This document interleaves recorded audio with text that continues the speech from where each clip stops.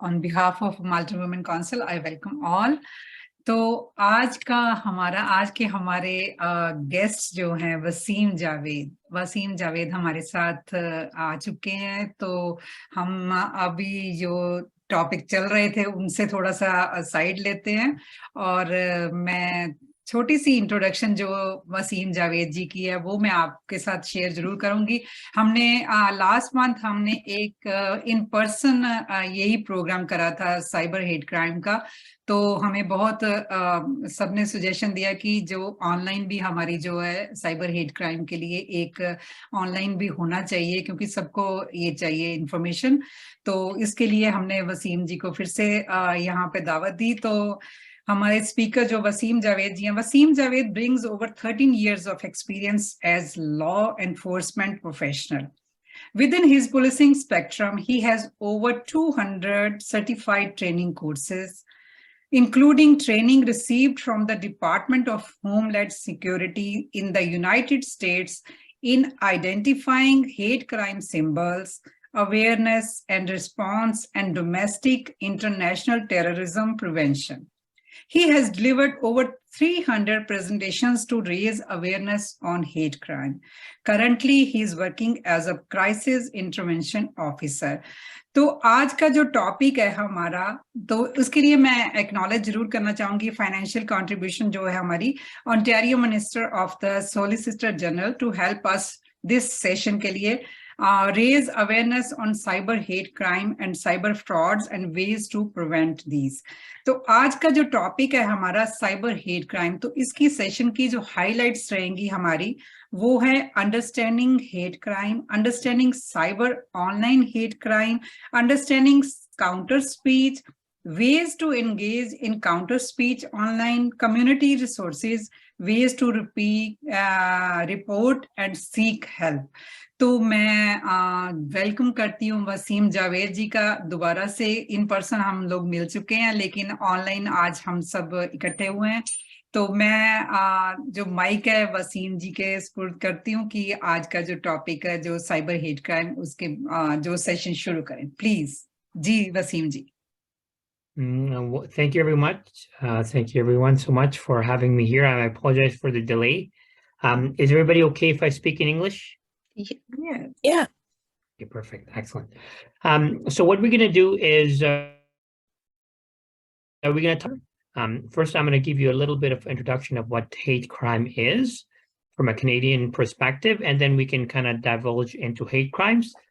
After we divulge into hate crimes, we'll be able to go and open it up to any possible questions that any of you may have, whether it's hate crime related, online hate speech related, or any question that we would be able to help you entertain.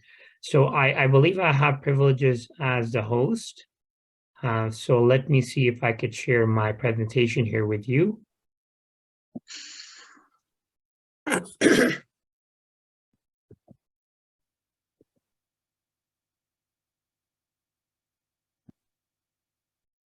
Wasim थोड़ी उर्दू भी चलेगी? क्यों नहीं चलेगी, जरूर चलेगी. Let's see here.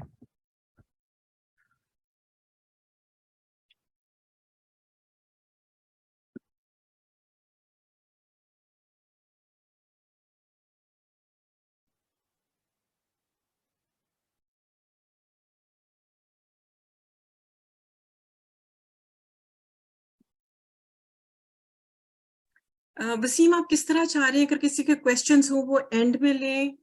No, you can ask them, just raise your hand. If the modulators could help me get my attention, I will stop. I don't want anybody to मैं नहीं चाहता कि कोई अपने अच्छे सवाल भूल जाए. तो अगर आपको कभी भी कोई सवाल आता है तो उसी वक्त पूछ लीजिए, and I'll be more than happy to stop and answer. So does everyone see my screen here? Yes. Okay, excellent.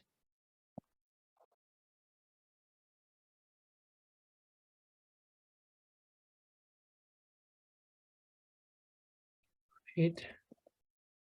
Okay. So, most importantly, we're going to start by identifying what does it mean by hate crime.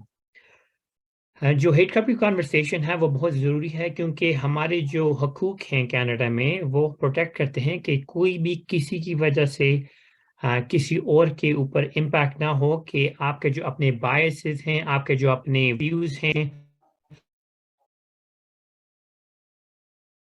के ऊपर effect ना हो not by just acts or gestures or thoughts but in a way that it impacts their quality of life जो इनकी daily life है। तो हम जब हेट क्राइम की सिचुएशन में आते हैं तो हम क्या करेंगे वो भी उसके बारे में हम डिस्कस करेंगे और हेट क्राइम क्यों होता है, हेट क्यों है हमारी कम्युनिटी में, अगर हम समझते हैं कि कनाडा इतनी अच्छी advanced you know nation where everybody gets along, why do we have hate crime? We're going to discuss that also. And how do we respond to it? And responding खाली एक किस्म से नहीं, लेकिन what are some strategies जो हम अपनी life में, अपनी practices में, whether it's online, whether it's in person, हम incorporate कर सकते हैं जो हमारी मदद करेगी hate को mitigate करने से। और हम उसके बाद online hate crime की तरफ जाएंगे। तो जो हमारा डेटा आता है हेट क्राइम के बारे में वो आता है स्टैटिस्टिक्स कनाडा में। Census Canada, Statistics Canada gather data on this specific topic.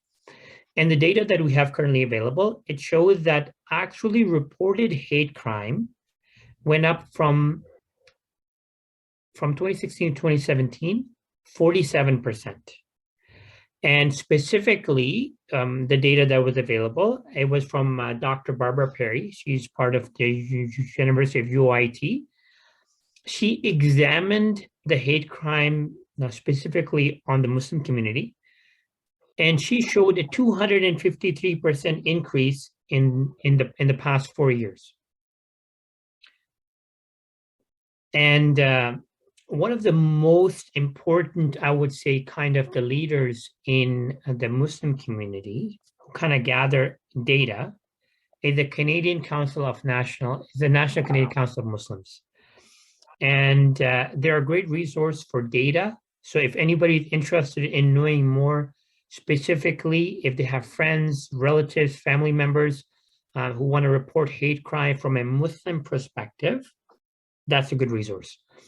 Now, ये जो हमारे stats हैं वो खाली हमारे वो stats हैं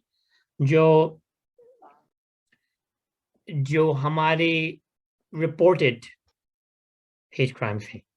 Now, जो main surprising बात है कि approximately 70 to 80% of hate crimes are not actually reported. So it's a very serious topic to discuss. इसका मतलब ये है कि we're only getting somewhat of the real picture, 10 to 20% of the real picture of what the actual rates are. और अगर हमें ये पता है कि 253% increase over the last 4 years, then what is the actual situation of hate crimes in general for Canada? When it comes to hate crimes, law enforcement actively monitors the different hate crimes activity. Most of this activity is online. So हमारे पास specialized division है most police services में जो अपनी hate crime monitor करते हैं, whether it's online, whether it's in person. So these units are specialized in that. So अगर आपको कभी भी किसी चीज को report करना हो, whether it's at home, whether it's at work, whether it's out there in public, whether it's on public transit, then the police, your 911 response will be the first people that attend.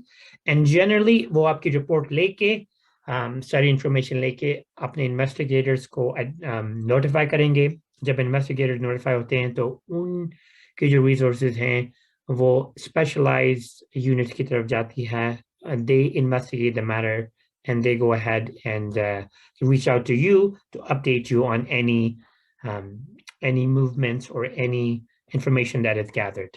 जब ये research study हुई थी तो हमने identify किया था कि over 300 hate groups exist in Canada. That was in 2015. The number has gone up. And that was according to Dr. Barbara Perry, who has a PhD in studying hate crime. Some of the groups are Proud Boys, Order of Nine Angels, Sons of Odin, and the Three Percenters. Now, ये बहुत ज़रूरी बात ये बताने की ज़रूरत है कि जो hate groups हैं, उन्हें कुछ नहीं पता कि what's the difference between a Sikh, a Muslim, and a Hindu. They look at the color of the skin. वो समझते हैं कि जो भी एक किस्म के लगते हैं जिनका स्किन टोन एक जैसा है, जो पर्दा करते हैं, जो ये करते हैं, वो करते हैं, हेड कवर करते हैं, वो एक किस्म के द आउटसाइडर्स होंगे। और जो भी वो समझते हैं जिनको भी उन्हें अटैक करना हो, ये हम रिसर्च में भी पढ़ा है और रियल लाइफ में होता है कि wrong targets are selected because of their perceived identity, which is not their actual identity, but their perceived identity. So that's why I think it's very important for all of us to understand the significance of studying this, because we are not immune in Canada to hate crime. In fact, hate crime is rising.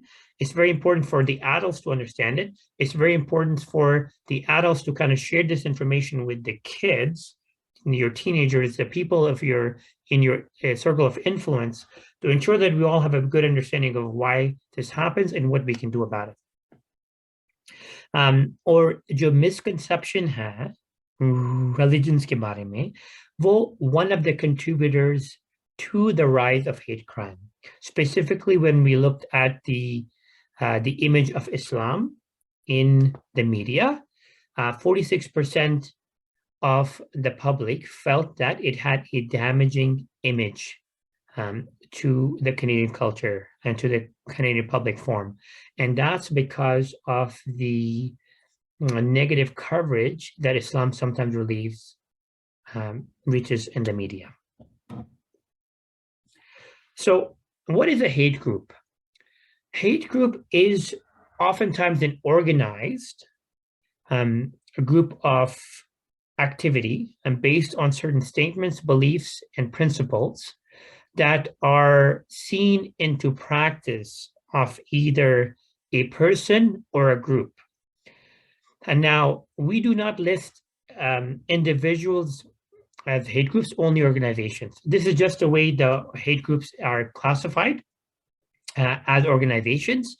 There is a multitude of organizations that are known online in the policing circle, in the public circle, and most of these organizations are international, meaning that they have a following internationally. And some of them are the Ku Klux Klan, the New Confederates, the Nazis, the racist skinheads, and some of the Christian factions of hate groups as well.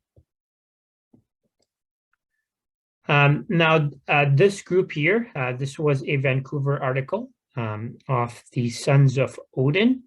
Sons of Odin, they are considered a hate group in Canada, and they have a following in the US as well. These groups are actually known to carry weapons. A lot of times they have military training. They gather together to practice their military training, and oftentimes are very active on social media in the propagation of their hate ideology. So one of the most important topics is ये क्यों होता है? Why are individuals engaged in this kind of behavior? And it's a very complicated question. We'll try to answer it the best we can. But essentially, it comes down to a matter of entitlement.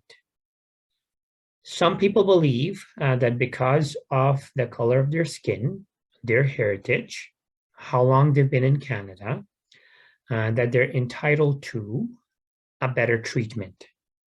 And because of the fact that that treatment is somewhat equal in Canada, they feel that that is wrong. And their actions, their behavior, their mannerisms are carried out in a way to ensure that they put quote unquote people in their place. So there's always, most of the time, there's an us versus them mentality.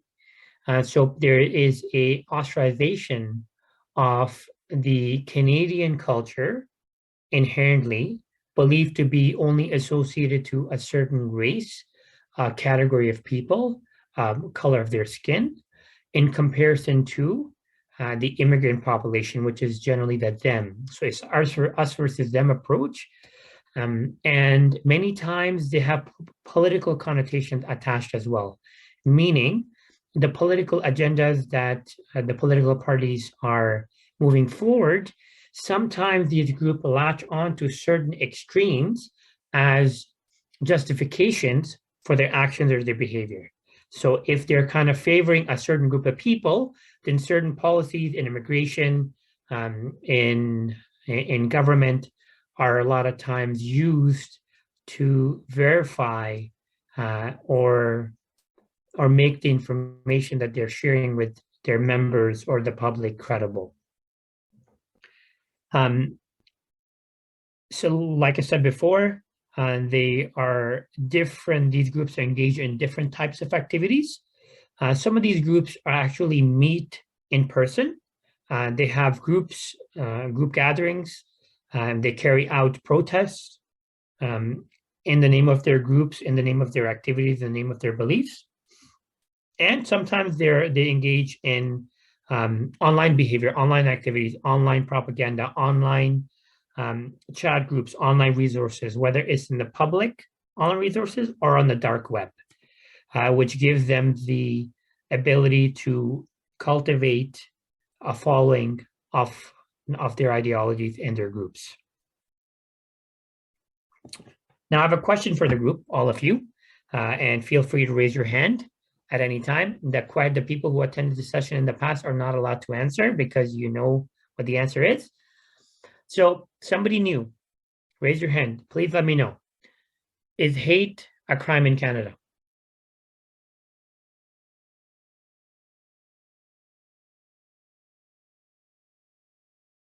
Is there something called?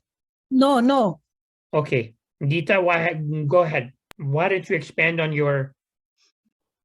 I don't think so. Canada is a very, very nice country where kindness is the first and foremost thing that I find here. And people are very respectful to each other. So I don't think so. Hate has any place in Canada. I don't know how hate crime is happening here, how these groups are functioning. It's quite amazing for me. I don't expect such things in Canada because here the groupism, the clinging to tradition is not there. We take everybody as human beings and behave as human beings. This is what we want from each and everybody. So in spite of being different in color, in different religion, we really embrace each other as friends and we really work for progress. It's a kind-hearted country. It's a very compassionate country. Thank you. Thank you so much for sharing, a very personal viewpoint on the topic of hate.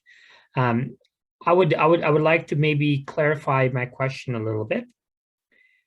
Do any of you believe that it is a crime in Canada to hate? Yes. Is there something called a hate crime law in Canada? So, Namrata? Namrata. Hi. Hi, everyone. Well, Waseem, I think as much as I would love to agree with Geeta ji that it's not, but I think it is from what I know of, and I'm looking forward for you to give us more information on that. Okay, excellent. Anyone else? Anyone else wants to raise their hand? I think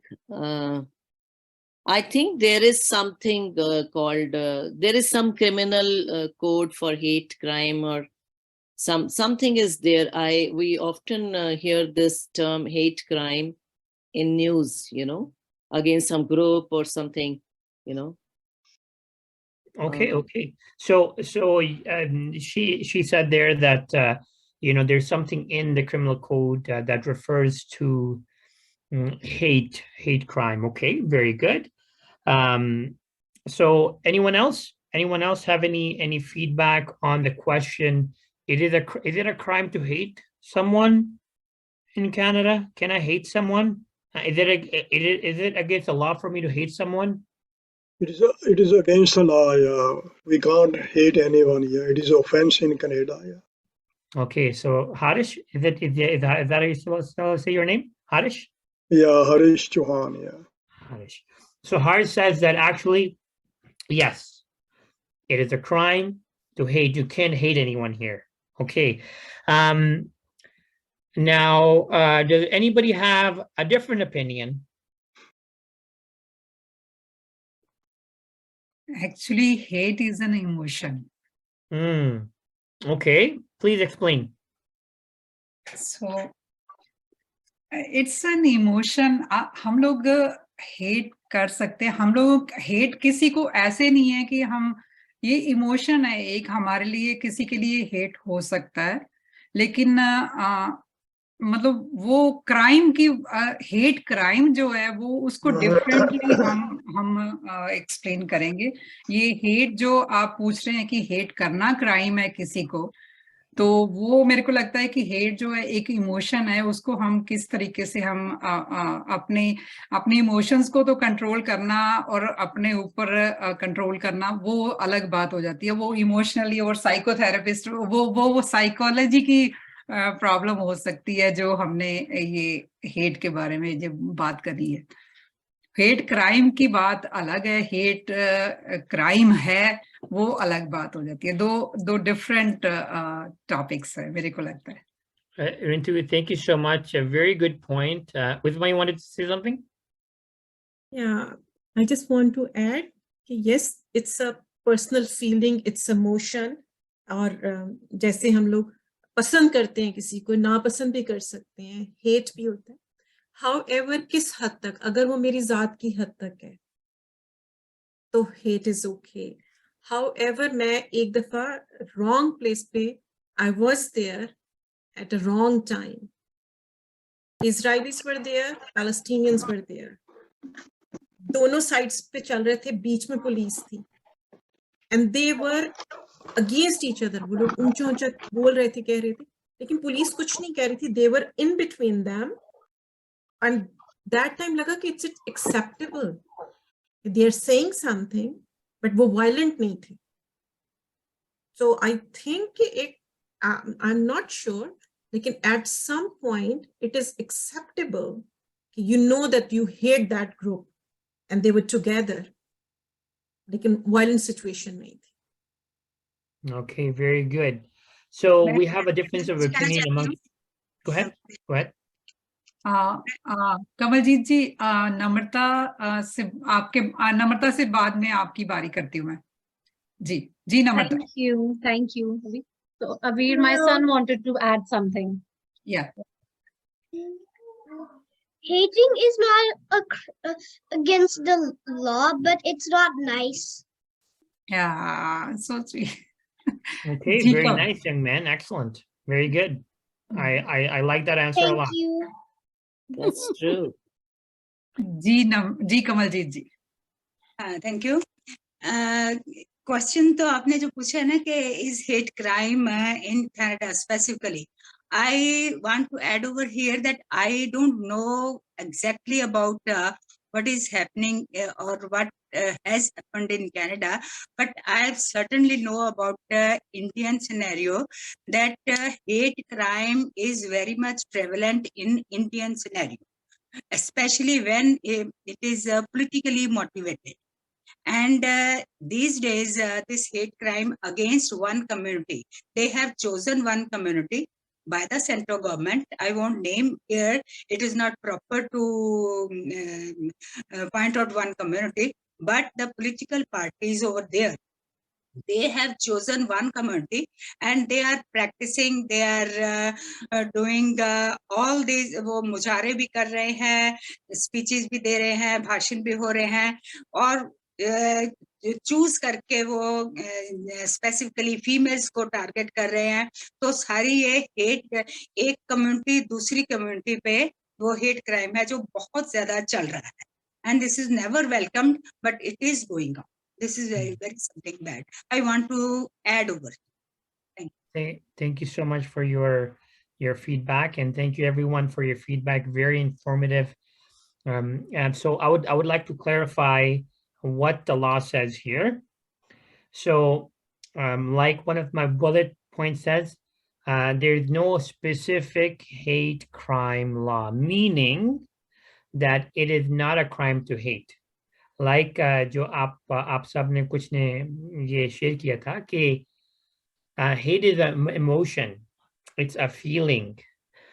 अगर आप चाहते हैं कि actually मैं hate करता हूं कि जो भी किसी और को बुरी तरह से ट्रीट करे, मैं उन्हें हेट करता हूं. जो मैं हेट करता हूं जो रेजिडेंशियल स्ट्रीट्स में फास्ट ड्राइविंग करे, मैं उन्हें हेट करता हूं.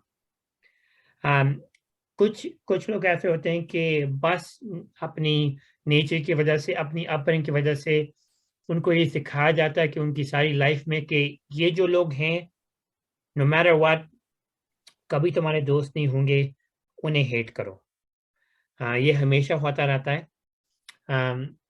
तो अगर आपकी इमोशन एक्शन पे कन्वर्ट नहीं होते, तो there is no crime. Let me give you an example. अगर मैं I feel that, for example, somebody that comes from Uzbekistan should not be in Canada. They should not get refugee status in Canada. I can go on Parliament Hill in downtown Toronto or in Ottawa and hold up a banner to say they should not be welcomed in Canada for this reason. I'm portraying hate against an identifiable group. Now, if I'm conducting myself peacefully, and the Canadian Charter of Rights and Freedoms, it is a federal piece of legislation that came to effect in 1982. Canadian Charters of Rights and Freedoms. If you wanted to know what our rights are as human beings, what the government can and cannot do, as you know, the 22 or 23 main rules, you can find them on that piece of legislation called the Canadian Charters of Rights and Freedoms. Some people call it the Charter for short, the Charter, C-H-A-R-T-E-R. Rights and Freedom, the Charter of Rights and Freedoms is another way to say it. That tells you what your rights are. One of the rights that is mentioned there is life to life, liberty, to peaceful protests, to not be subjugated to a geographical location, to have the right to retain counsel and instruct counsel when you're arrested. So there are fundamental rights, fundamental freedoms, we call them. The right to practice your religion, the right to practice your faith, the right to visit and travel about anywhere in Canada. Those are fundamental freedom rights, so it's that we are come to know about. So if you wanted to know specifically, I encourage everyone, knowledge is power. अगर आपको पता होता है कि आपके rights कौन से हैं, कि हमारा law, what law protects, the picture becomes very clear.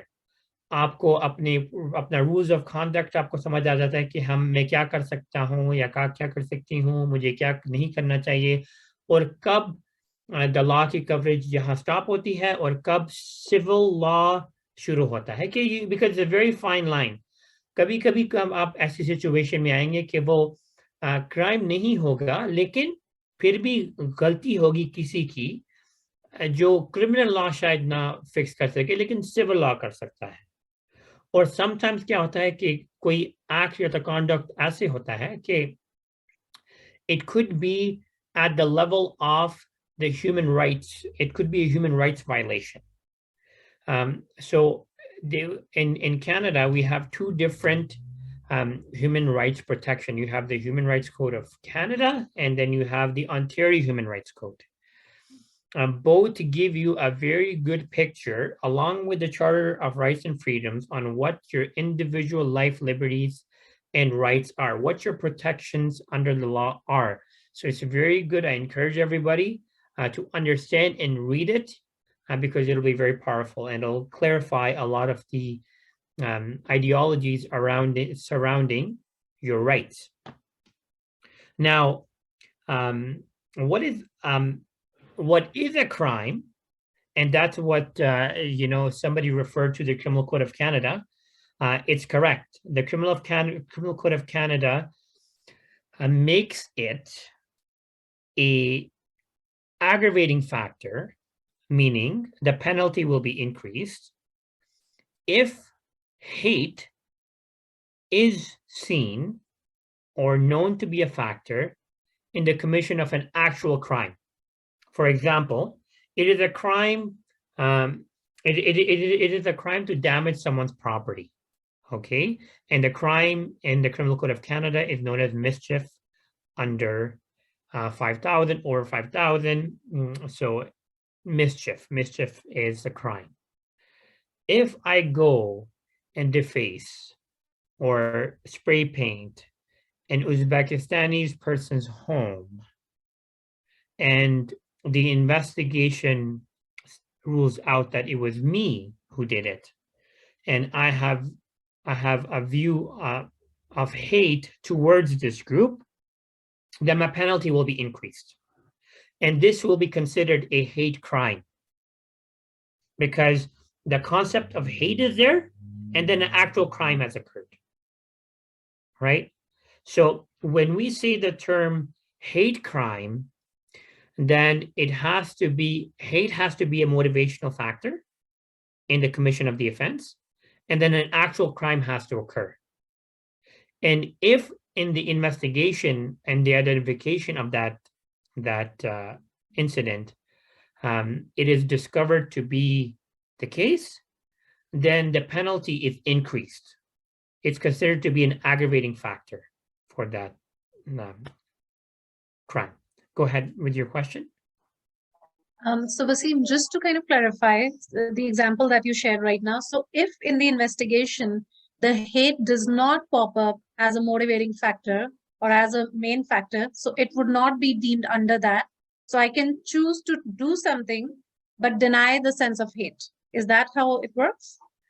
So well, I mean, of course, we can't, rarely in an investigation, am I going to ask the person's opinion, whether or not you hate this person, Right. because technically it would be inadmissible in the court of law for your In the court own, of law, exactly. is that for your own utterances or your own statements cannot be used True. against you in the court of law. So when we look for such evidence, it's essentially a very open investigation to the comments you may have made to others. You may have made a comment in the passing or while you're doing the damage that the video camera records that you're making a slur to say that, go back to your home, all of you belong there. Or text messages are seen or chat groups are seen, your social media handles have been identified on multiple occasions, traced to you, and you have been posting messages, or you made a tweet to say, look what I did. Look, they deserve what they got. All right. So it's more based on inferences that are drawn from the evidences that they gather. That's correct. That's correct. Okay. Perfect. Thank you. No problem. And then the Criminal Code of Canada has specific offenses in relating to hate propaganda. So it is a crime to pass on any or to share in any way, shape, or form hate propaganda, which is the public incitement of hatred towards a group in any form. And if that is found to be the case, then Section 318 of the Criminal Code of Canada makes it a criminal offense. Section 319, if you are publicly inciting hatred of a group, then that is considered to be a crime. Now, Uzma brought up a good Good point. What happens in the conflict? So let's say the example that she shared is the Israeli and the Palestinian conflict. What happens if one group is inciting hatred towards another group? Well, the information a lot of times it's the people are very careful on the words that they choose. People are very careful about the messages that they're clearly displaying on. Now, it'll be very clear that both parties don't get along with each other, but generally the message will be shared by a law, would be shared by an incident that is happening in either side of the border. It'll be shared by an event that occurred and the emphasis being made on that event. So generally, if certain statements are made that are deemed to be public incitement from a hatred, then arrests are made. And you may have seen people being pulled away in these protests, or maybe in protests they're seeing online. People do get arrested.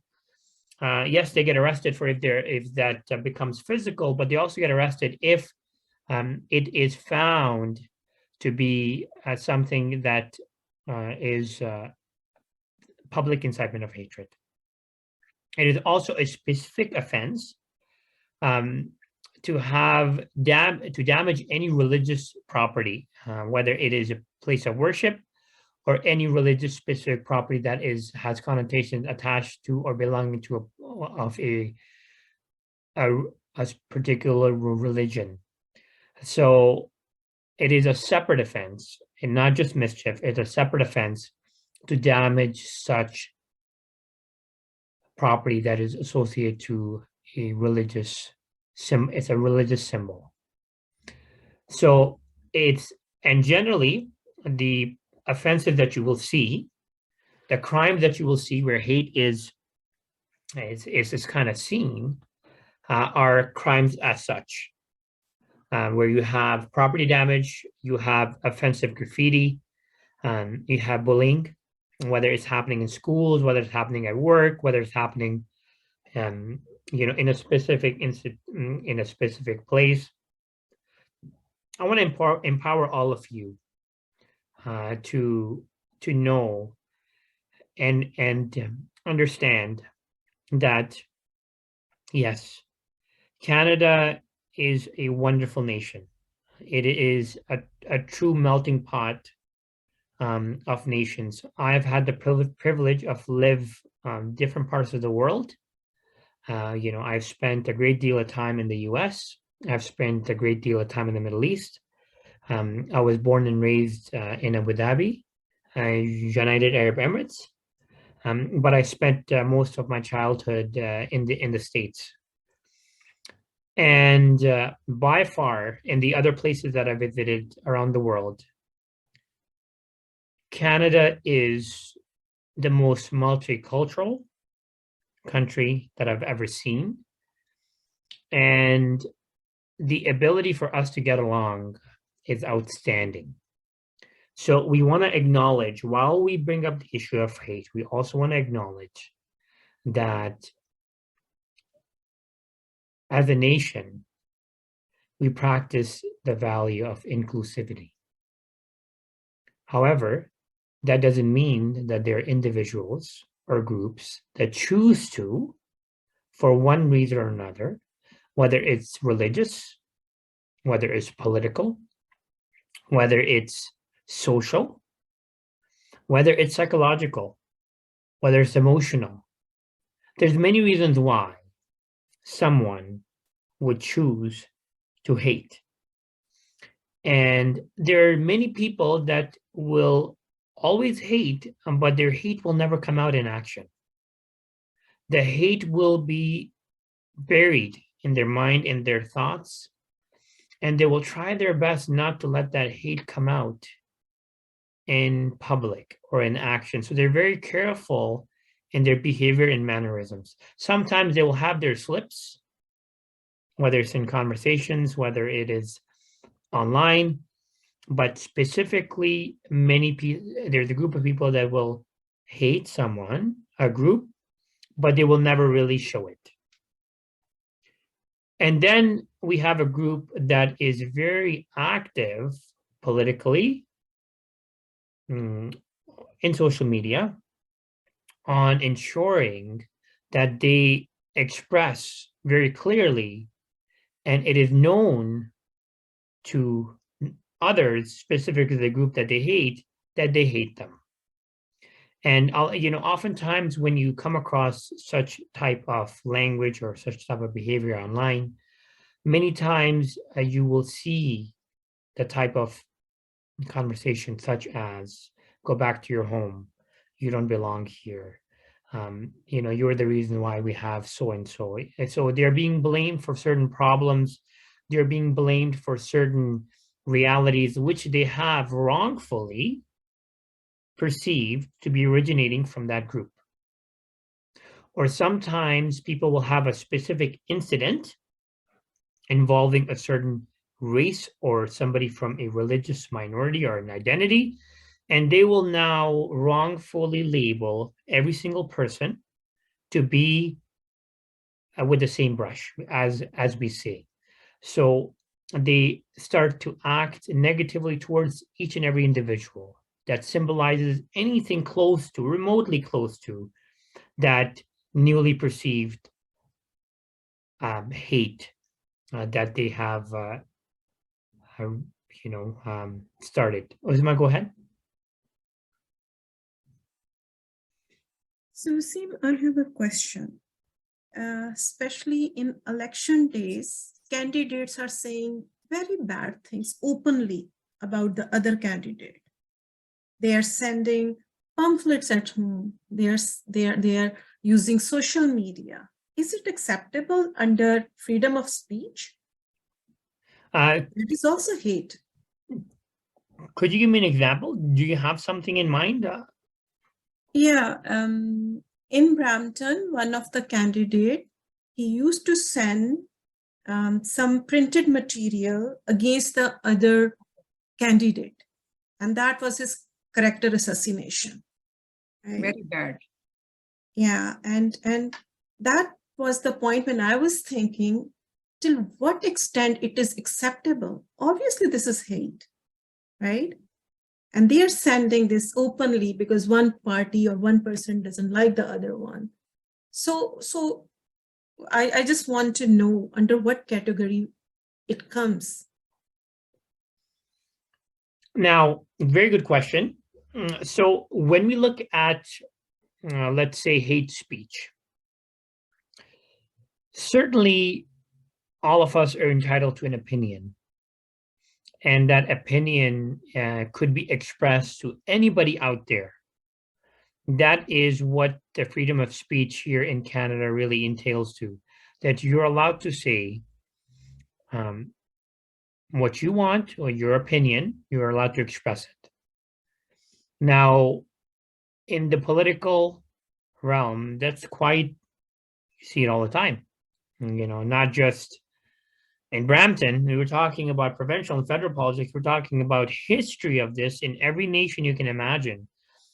These type of things are being carried out. So that's really a tactic that they're using to, like you said, assassinate the character of the individual that is going against them. Now, there is a very fine line when the speech becomes hate speech. For that to happen, you would have to have, like I said, some sort of a crime that has to be connected to it. I'll give you an example. Let's say that, let me try to think of a particular example here. So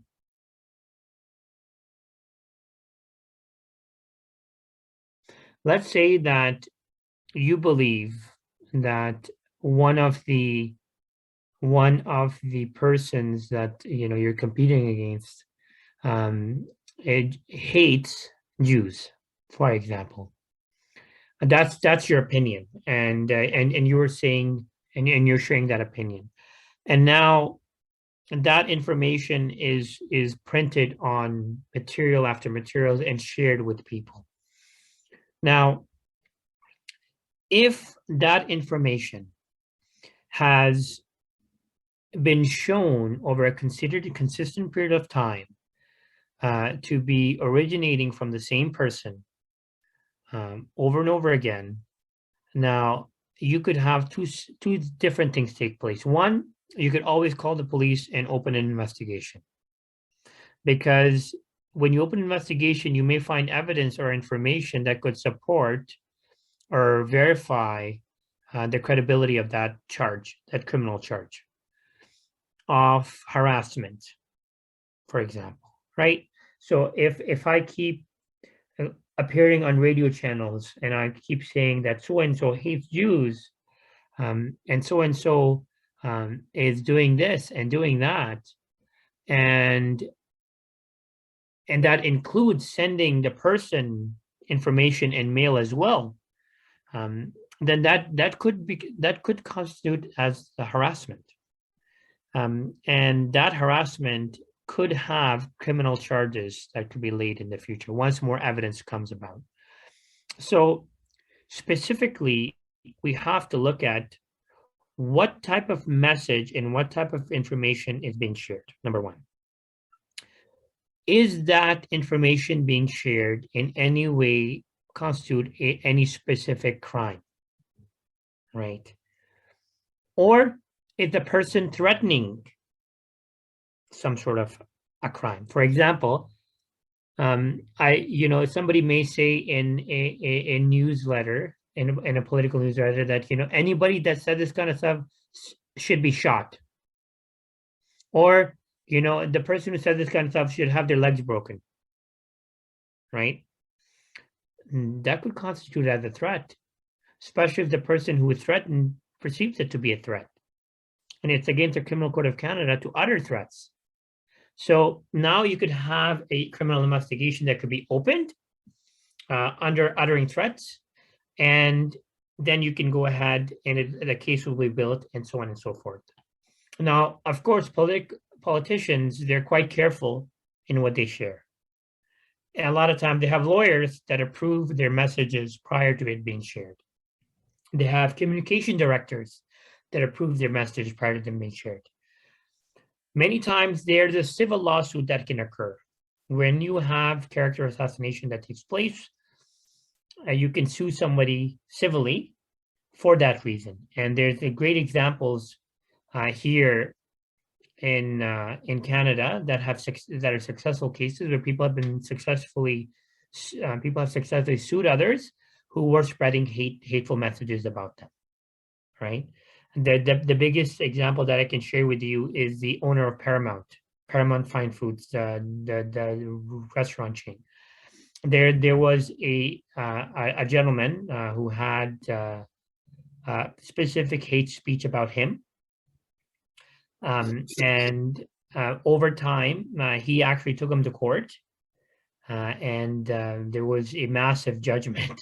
I think it was the highest judgment within the millions. Which kind of set a precedent to say, okay, if you talk about people this way, this is what can happen, right? So successfully, and that was a great case, a great example of what can happen if on a civil lawsuit basis. But again, don't be the ones to make that judgment to say if it's a crime or not a crime. If you believe that certain information is unwanted, unwelcomed, is false, then you certainly have the right to report that information, and let the police have the entire information at hand, and let them go ahead and investigate. You could be giving them letters, you could be giving them pamphlets, you could be giving them access to social media accounts, you could be giving them direct statements, indirect third-party statements, and all that information could amount to a criminal investigation. Now, whether or not charges are substantiated is a different story. Because again, we can't say something is a crime or not a crime without having a specific incident or situation that we're discussing. And since we're talking generally, it is kind of hard to answer your question, Uzma, whether or not Right. if that is allowed Yeah. between two people. Yeah, because hate mail and social media abuse, that was there. Yeah. And by talking to you and observing all these political scenarios, so at some extent it is acceptable to do something like that. It is not crime then, right?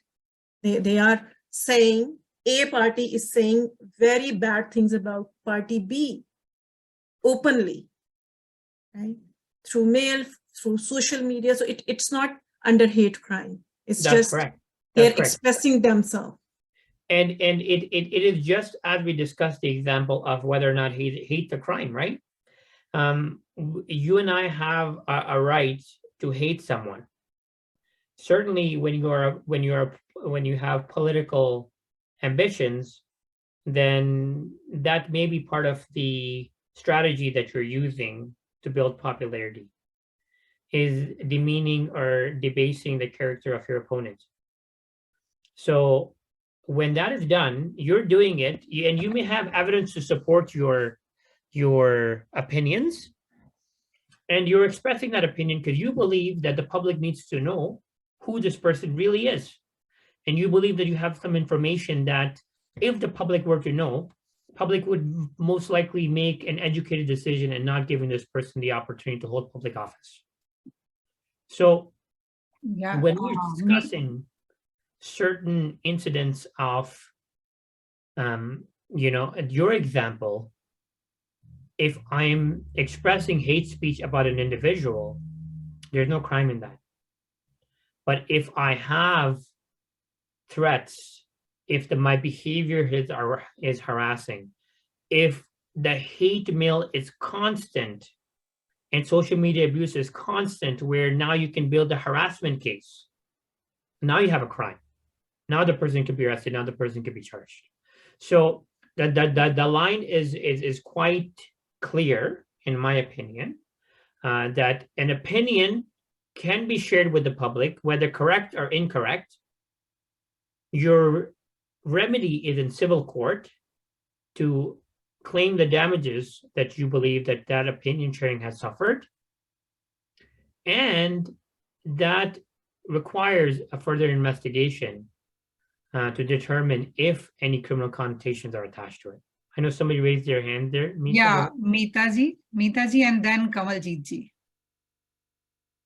Ji, Meeta ji. So, hi, Waseem. Yeah, I agree with you on political debates or the political statements which are full of hatred for each other. They sound as though they are full of hatred for each other, but they are basically meant for politics only. They are meant to place themselves in such a position that people get emotionally, moved, and they think and about in your favor, and eventually they cast their vote in your favor. So if we go by the political debates that happen in the parliament houses in different countries, in all the countries, yeah, like we watched those heated debates before Rishi Sunak was elected or selected as the Prime Minister of United Kingdom. So Britain, sorry. So if we go by those words, there is a lot of hatred, but this is how they put their things. They have to be very sharp, and they have to be very, very hard hitting. Otherwise, no one will listen to them. This is what I feel as far as politicians are concerned. So my point here is about the hate crime against certain races that we see around us all the time, and certain communities, and the judgments. People are very judgmental, and then those judgments, that judgmental behavior turns into hatred, and then it results into crime. So is there any like system of grading in the sense that, is there any system of curbing the hate thing in the beginning only before it like spreads around and turns into a crime? Very good question.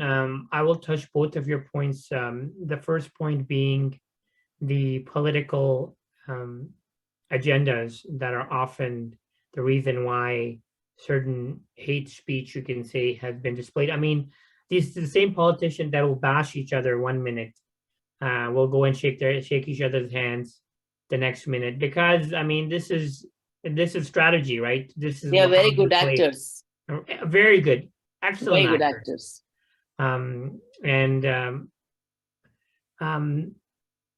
So that's one. Secondly, you know, to capture human behavior, to capture human emotion, to capture human movement in law is very difficult. But what the law can do is put a clear line where abusive language turns into physical abuse and physical actions. I can hate someone, and I can, you know, see the person walk by me every single day and I can hate them. But the minute I stand in front of them and stop them from going anywhere, now I'm starting to interfere with their lives. Now the law gives you the protection. Now the law says, okay, enough is enough. Enough is enough. The line has been drawn. You are no longer just expressing your views, but your views are turning into actions. And that actions are now impacting the quality of life of another individual who has freedoms guaranteed in this country.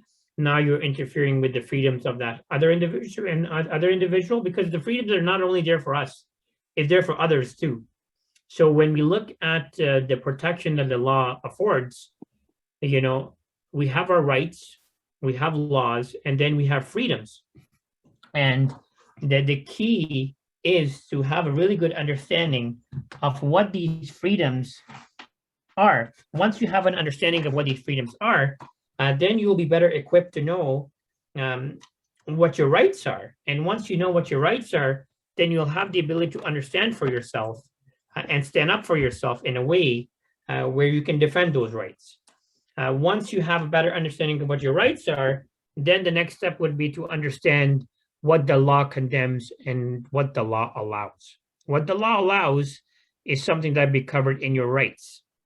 For example, it is not a crime to protest against a certain group or certain group of people.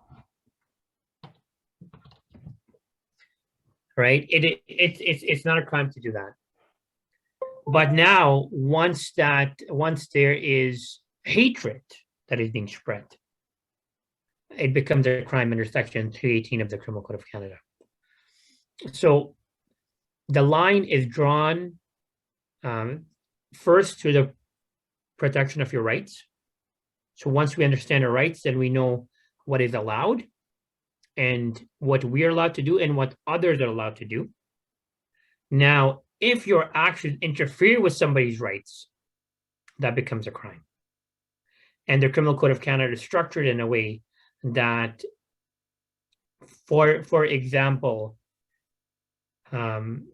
if you're standing in front of someone's way because you want to shout at them and you want to call them hatred things, you know, if say someone's walking by, for example, in a turban, and you say go back to your home, you know, you're not welcomed here, and you're standing in front of them, well, actually, you are interfering with their mobility rights, because in Canada, you have the right to move about freely.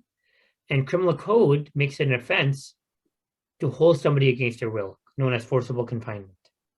So you have rights that are protecting you, giving you the ability to exercise those fundamental freedoms.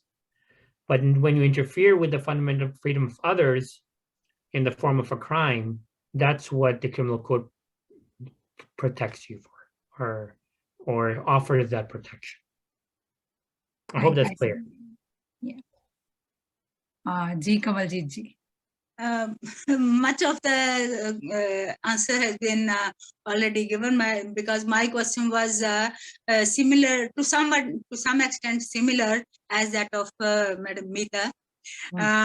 I want to share over here that sometimes hate crime during election times and hate crimes or action during the normal circumstances, they are a little bit different, entirely different, because when there is election time, then all these hatred speeches, then using the abusive language by one party against the other, that is the normal practice, and it is being practiced everywhere in the world over, we can say. But it becomes a crime when it is committed without any provocation against one community, against one religion, or specifically against the minority groups by one group to another. Then it should be treated as a crime. As specifically it happens, it has happened that every turbaned person was treated as that it's a Afghani or it is a Muslim, and this place is not for you, to go back to your country. These types of wordings were being used. So I want to say over here that in normal circumstances, when the human rights are being attacked of certain community, then it should be treated as a crime, but it should be entirely different when it is being practiced during the election time, because that is normal. Mudslinging is normal during the election time. And you bring up a very good point. Unfortunately, what happens is, the people in power in politics who are speaking ill against one another in 1 minute, the next minute they will shake hands. Yes. All right. But the message has already gone out. The public now uses that information to hate each other, to find justification for this hate, to say, oh, our party leader says this, and this is the truth, and this is why. But they're using politics to their advantage, just like media sometimes uses information to their advantage, or uses certain events to their advantage. So it is a strategy that politicians use, but the unfortunate consequence is suffered by your average person, because now their mind is corrupted by ideas, by beliefs, by a way of thinking that is certainly very negative. And when you have that herd mentality, when you have that behavior where you just follow blindly, you're going to follow. All you need is a motivational speaker or a good leader to lead a group of a herd that is following blindly. And that's why you have these incidents. That's why you have these negative events that are happening. And that's why you have this, what we see around. So I take your point. I think it's a very good point. I agree with you. I agree when, as certain emphasized, very clear, apparent attacks are being undertaken from one group to another, and that it should be treated as a crime. And in Canada, it absolutely is. Trust me. We have a hate crime unit, specially trained officers that are engaged every single time when a report is made, and they go ahead and investigate those matters. And if a criminal code offense is committed in any way, shape, or form, then charges are laid. Someone had a question there? Yes. Madanji. Okay.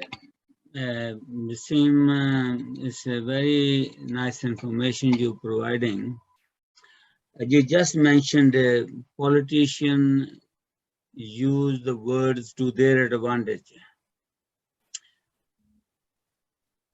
What I am taking from that, they are allowed to say whatever they want and create the hate and create all that, and they're not punished. Whereas the ordinary person in the public is punished. Well, you picked up a very, very good point.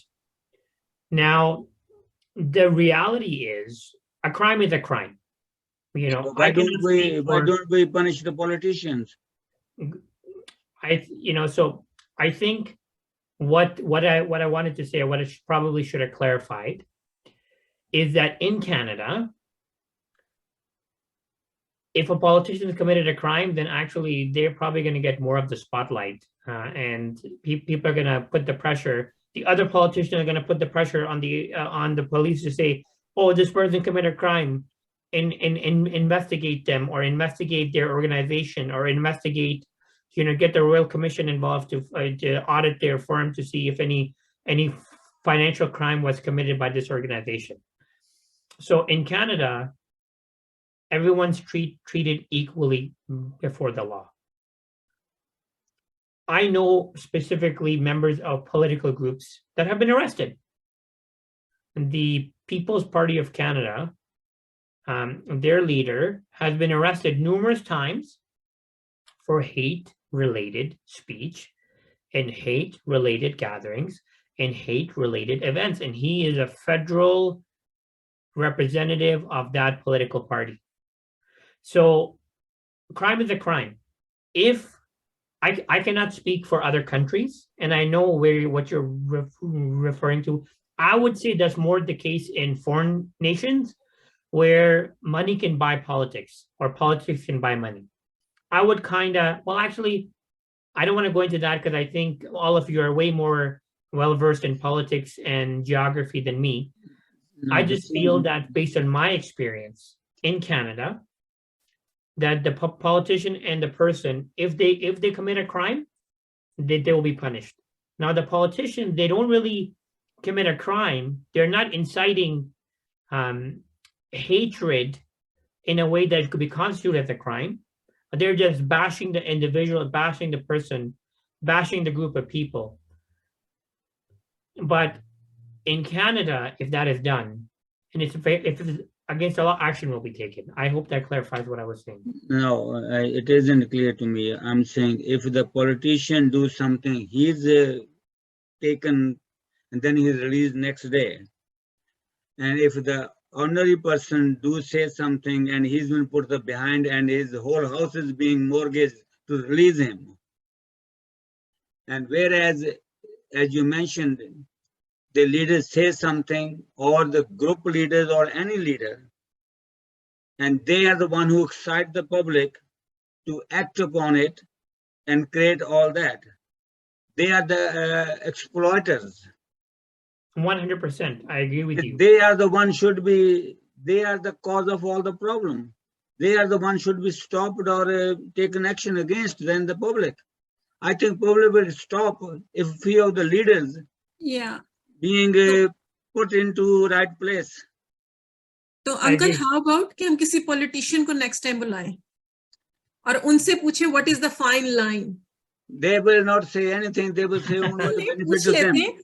तो अभी हम वापस जी हाँ cyber crime पे आते हैं. People are asking me कि cyber crime की तो बात ही नहीं हो रही, तो हेट ही चल रहा है. तो साइबर हेट क्राइम की भी थोड़ी बात करेंगे आगे चल के. जी Wasim. Yes, of course, no problem. Very good points. Very good discussions. And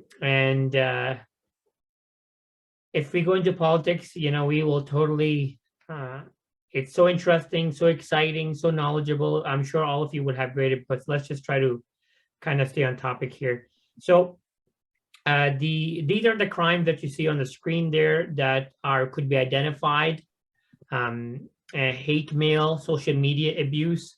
So anything on social media that constitutes as hate towards a specific group and individual in the totality of the investigation could be used as evidence against that person. So that would be classified, of course, a physical assault. Anytime you assault someone and you're doing it because they belong to a certain group or race or background or ethnicity, then you will be punished in a more severe manner than if it was an ordinary assault. So I hope that kind of screen is clear.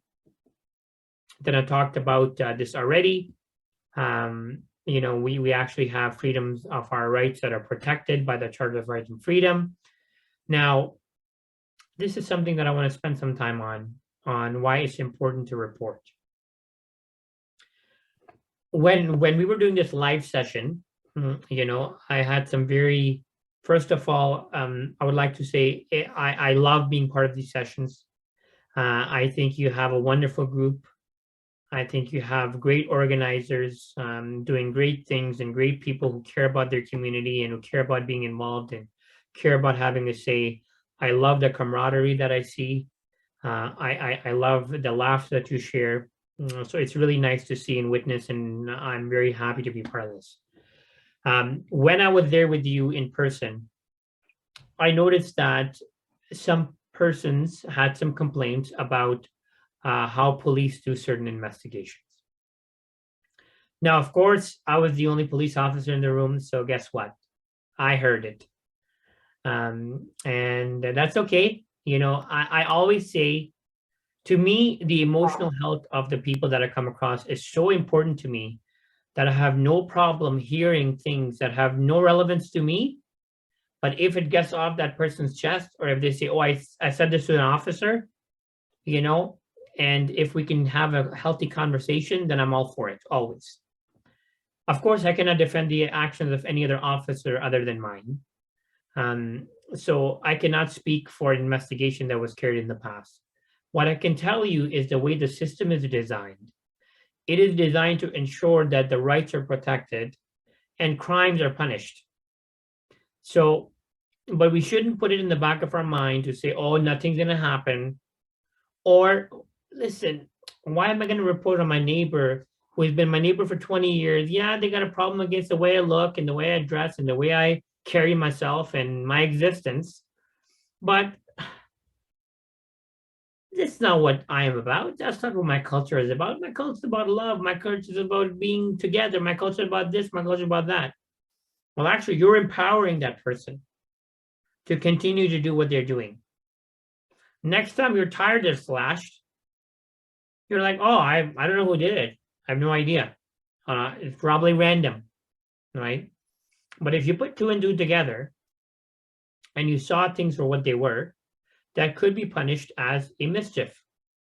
And that person who is engaging in this act of terror, of emotional terror, of physical terror, of psychological manipulation and psychological tormenting, because that's what the consequence is, whether it's in person, online, or through a third party. That's what the consequence is. So these actions have a detrimental impact on somebody's well-being, emotional, physical, psychological. So we have to treat this very seriously, and we cannot undermine the importance that this has on an individual. So if you see something that is wrong, if you hear something that is wrong, it's your duty to stand up and report it. You're doing your fellow Canadians, your fellow friends, your fellow colleagues, your fellow people that you care about injustice by staying quiet. Because what you're saying is that it's okay for this to happen. You are setting that message, not any politicians, not anybody else. When you choose not to report something minor, to you is minor. When you choose to stay quiet, you're empowering the bad guy to say, okay, listen, they're quiet, they're nothing, they're nobodies. I can keep doing this. Let's just amp it up a little bit.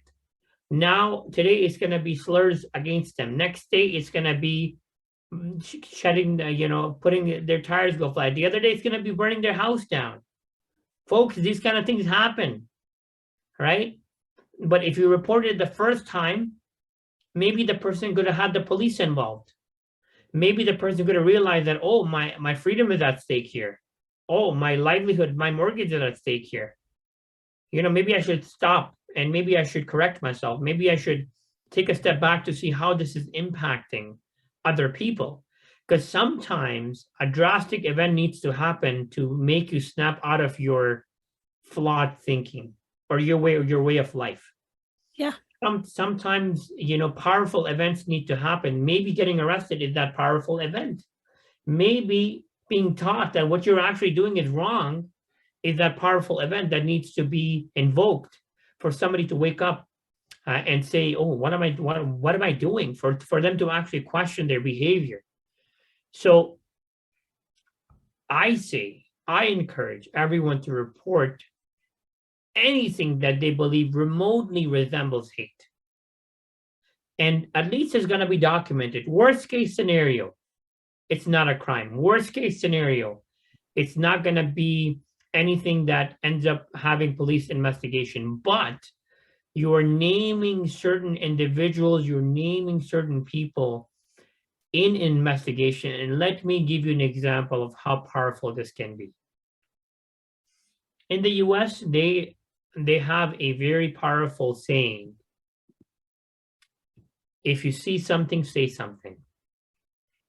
Right? That kind of ideology, that kind of terminology, that kind of language, that kind of message is used for if you ever see something suspicious in a domestic international terrorism realm, in a hate crime, in a active shooter type of realm.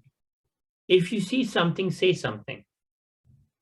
In the US, I'm maybe quoting, going back a few years, I think it was in 2019. A group of 4 or 5 individuals were heavily armed, guns, bombs, pipe bombs they had. And they were going to target the biggest Black Muslim community in New York. Biggest. And it was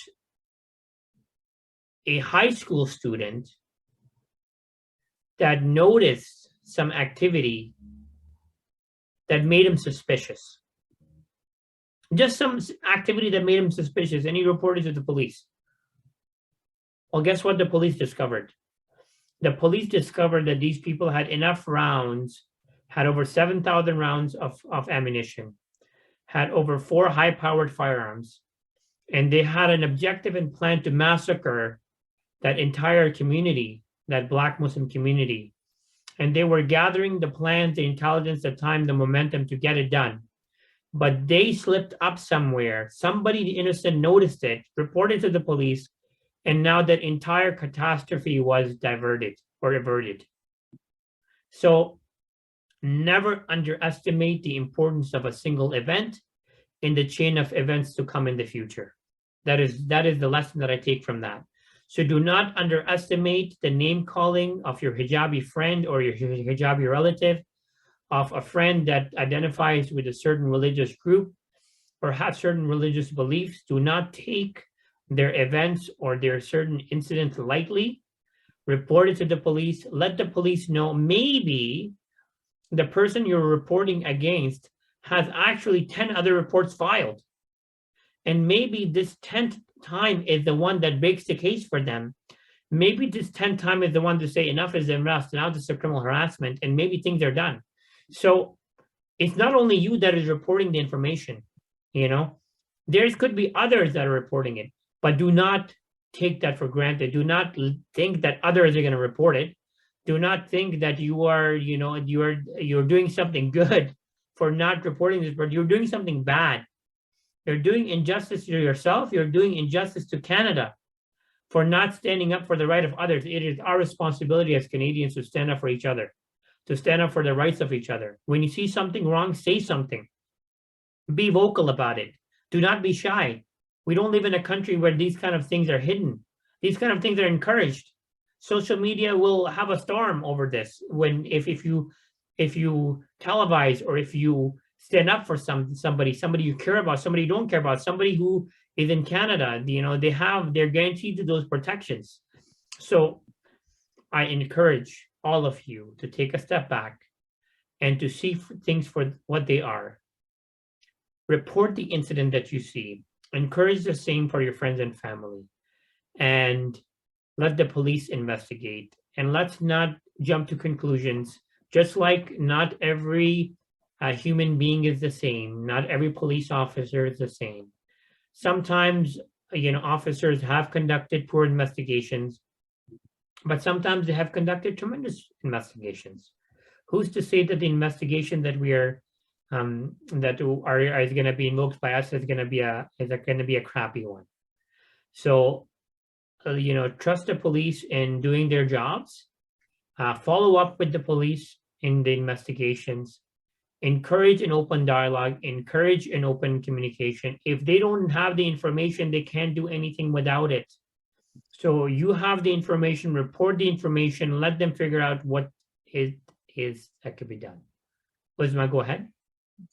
So if somebody is sending me messages on social media, where should I report? Okay. First thing you should do, if you should report it to the social media platform that you are engaged in. Number one, you report those messages as offensive to that particular social media platform. If that information is repetitive and unwanted, now that is a criminal offense of harassment. Now you could report the incident to the police will file the harassment report. And if it becomes apparent that hate is involved as an element of that investigation, now the penalties against that person will be increased. So always the first is the social media platform. So you can stop receiving those messages so that person can be blocked. You shouldn't be allowing the messages to appear on your stream, on your feed over and over again. That is having a traumatic impact on you, your family members, or anybody that comes across it. First thing you do is you stop or you block that account. Or you report that account as offensive, you report that account as malicious, whatever the language that social media platform uses, number one. Number two, you report the incident locally to your police if it has any criminal components. If you're unsure if it has any criminal components, you report the incident to the police. The police will come, or the police will take the report over the phone, or they'll come. If they come to you in person, they will investigate the matter thoroughly, and they'll tell you, actually, you know what? In my opinion, there's not a crime. I called my investigators who are more seasoned than me. They told me this wasn't a crime. But I think we should document it anyways. So in case something happens in the future, at least, and what I can do is I can talk to this person. The police don't need a reason to talk to someone, right? If somebody believes they're being harassed, I'm going to call this person as an officer and be like, listen, they believe you're harassing them. So I want you to stop communication with them. There's a police investigation that is open, and your name is mentioned in this report as somebody that they're reporting against. I'm making you know that your name is mentioned in that report. And as an officer, it's my job to express their concerns, their intentions to you. So I'm telling you right now that your behavior, your communication, your messages are unwanted. And I want you to stop sending these messages to this person. If you continue, you could be implicated in a criminal harassment investigation. And if you're implicated in a criminal harassment investigation, charges could be laid, and that means you could be arrested. It means you could lose your freedom. So those are the kind of the steps that I would kind of entertain in order to ensure that I do whatever I have to do. Any questions? Thank you, Waseem. No problem. Any questions? Okay, so now let's move to online hate. What happens if the behavior that we are seeing and the topic we're discussing is occurring online? Like we just touched upon, if you believe any communication, it doesn't have to be communication between you and the other person. If you believe any communication is offensive or hate-related or hate-motivated, you can report it to that individual social media brand. And because they do not want anything to do with their brand being associated to pro anything negative. So first thing you do is you report it to that social media platform that you're engaging in. Then afterwards, we will take it on a case-by-case basis. let's share an example. Let's say that somebody is bullying your child online. It is a friend, a 12-year-old, a 13-year-old, a 14-year-old girl who is bullying your child because the way they dress. Now, that is happening online. Now, certainly you as a caregiver or a legal guardian of that individual have the right to report on their behalf. So you call the police and you report the incident that this is what's happening. Most likely the officer will come back to tell you that this is considered to be bullying and this is considered to be hate related. So certainly a criminal investigation is warranted and it will be started. Based on specific threats, specific information, specific advertisements that will be made, it'll dictate the offense or the criminal offenses that we're dealing with. And once the criminal offenses are identified, then the appropriate charges will be identified. And then an arrest most likely will take place, even though in Canada, if the person is over the age of 12, legally they can be arrested. So we're talking about open platforms now, open source platforms. And what about closed source platforms or chat groups? That becomes a little bit tricky because now we have to go on the governance of which country or which organization and what their particular hate speech or public speech laws are. For example, in some platforms, because it's almost like a new country, it's almost like their independent existence, especially if it's on the dark web. Dark web meaning that they are masking, they're hiding their identity, their IP address, their location where they're operating from. So we have no idea geographically, physically where they're located.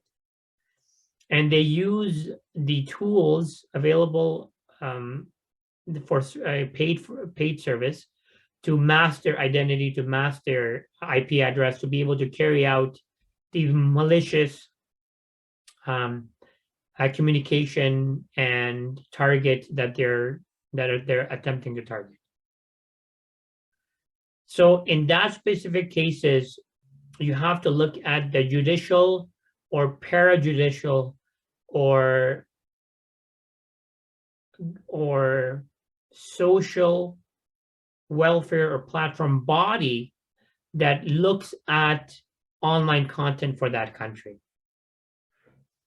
For example, in Canada, there's the federal agency, I believe it's called CCRIC, that is in charge of all public communication that is available online, available in person. Let me get you the exact name here.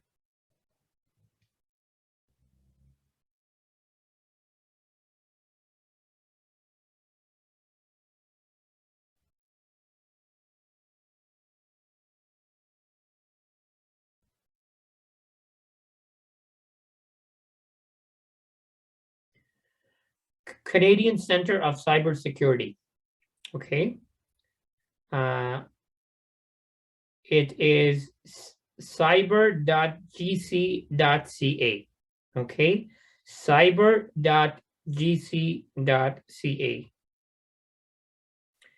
So if you ever wanted to report an incident, online incident, this would be your platform to report it on top of reporting to the police, okay? Because they have jurisdiction and governance over the Canadian space, online space. They can ban websites, they can block websites, they can block people, they can block individuals, they can block accounts. They have that power, they have that jurisdiction. On top of, since it's a federal entity, it is the RCMP jurisdiction, which means even though a report may be committed or completed on the municipal level, then that report will be handed off to the RCMP at the federal level because certain things need to be done on a federal level for that investigation, especially if it involves a cyber crime. Okay. Now, what about incidents and places and locations internationally? That becomes an issue. That becomes a problem. That becomes a source of a lot of our grief, a lot of our issues, and a lot of our complaints. If we're talking about a public platform, you're okay. It doesn't matter where anybody's sitting on Twitter or anybody's sitting on Instagram anywhere in the world. They are not allowed to express hate speech. They're not allowed to, interfere with the privacy of others. They're not allowed to engage in a manner offensive to anyone else. So you're protected. Twitter has lawyers. Twitter will block the account. Twitter will help the police in their investigation. They will help recover accounts that have been deleted. They will help recover conversations that are deleted. They could do all of that.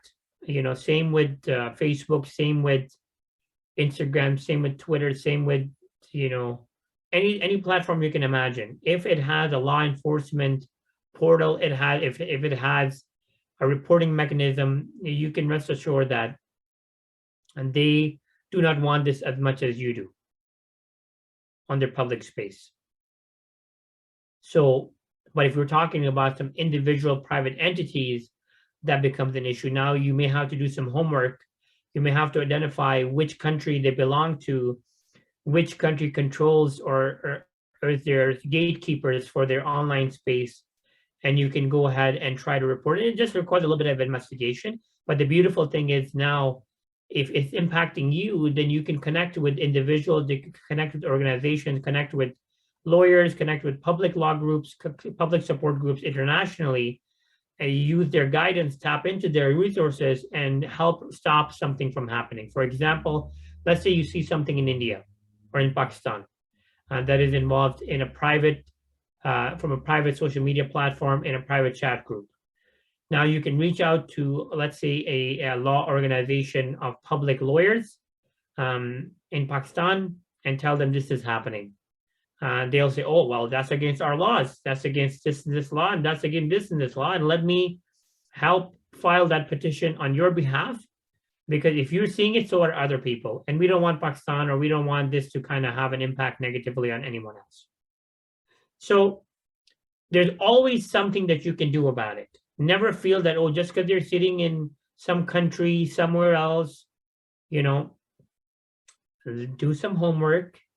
Become a forensic investigator, take some time, gather some resources, and see what you can know, see what you can identify, share it with the right people, and take it from there. Okay, that's how you would address any online specific hate-related incidents. Now, that was all that I had to discuss with you, so I'm open to any questions you may have. The moderators, you're more than welcome to go onto the agenda of this program, look at it, see if we address all the topics. Any topics that need addressing, I'm more than welcome to do so. Thank you, Waseem. Thank you so much for the wonderful information you gave us. हम इसको, अगर आप ये gallery में आ जाए तो ज़्यादा better रहेगा कि स्लाइड शो आप बंद कर सकते हैं स्लाइड्स को. Oh, absolutely. Okay. Yeah. If anyone has some question, please raise your hand. Giusma, you're muted. मैं फ्लायर पे देख रही थी, understanding hate crime, understanding cyber online hate crime, understanding counter speech, ways to engage in counter speech online, और ways to report and seek help. तो सिर्फ counter speech जो है उस पे थोड़ा सा आप बता दीजिए. मुझे पूछना था, जैसे कॉल मेरे मोबाइल पे बहुत आते हैं, कभी सुबह में, दोपहर, शाम, पूरा दिन चलता ही रहता है, और फोन करके हेलो बोलेंगे, कोई बोलता नहीं, ऐसे इतने सारे फोन आते हैं, इसका क्या करें? ये बहुत बहुत अच्छा क्वेश्चन है। एक्चुअली खाली आपके साथ ये नहीं हो रहा, हर किसी, अगर आप किसी से भी पूछें, मुझे भी दिन में 5-6 दफा ये कॉलें जरूर आती हैं। तो देखें, एक्चुअली आपने मुझे बहुत अच्छा पॉइंट याद दिला दिया कि कभी भी किसी चीज को किसी तरह से कभी क्लिक नहीं कीजिएगा, ठीक है? अगर आपको कोई टेक्स्ट मैसेज मिलता है, अगर आपको कोई ईमेल आती है कि आपके पैसे बाकी हैं, या तो आप यहाँ से आपने एक परचेज की थी, हम उसका रिफंड कर रहे हैं, या तो आपको एक्चुअली आपने इतने ज्यादा पैसे आपने जीत लिए हैं, आपने कॉन्टेस्ट थी, आप जीत ली, तो वो क्या करने की कोशिश कर रहे हैं कि आपको क्लिक करने की, आप चाह रहे हैं कि आप क्लिक करें। जब आप क्लिक करेंगी तो आपकी सारी जो इंफॉर्मेशन है, सारी जो सिक्योरिटी फीचर्स हैं आपके फोन में, अगर आपके पास कोई नई सिक्योरिटी फीचर्स हैं तो अभी वो आपके फोन को सारा एक्सेस आ सकता है बाय जस्ट वन क्लिक, क्योंकि they are sending viruses, they're sending spyware, they're spending malware, they're spending and hijacking softwares. They're sending you anything you can imagine. Sometimes मैं recommendation ये करता हूँ कि first of all अपना phone हमेशा backup कीजिए, आप सब लोग, okay?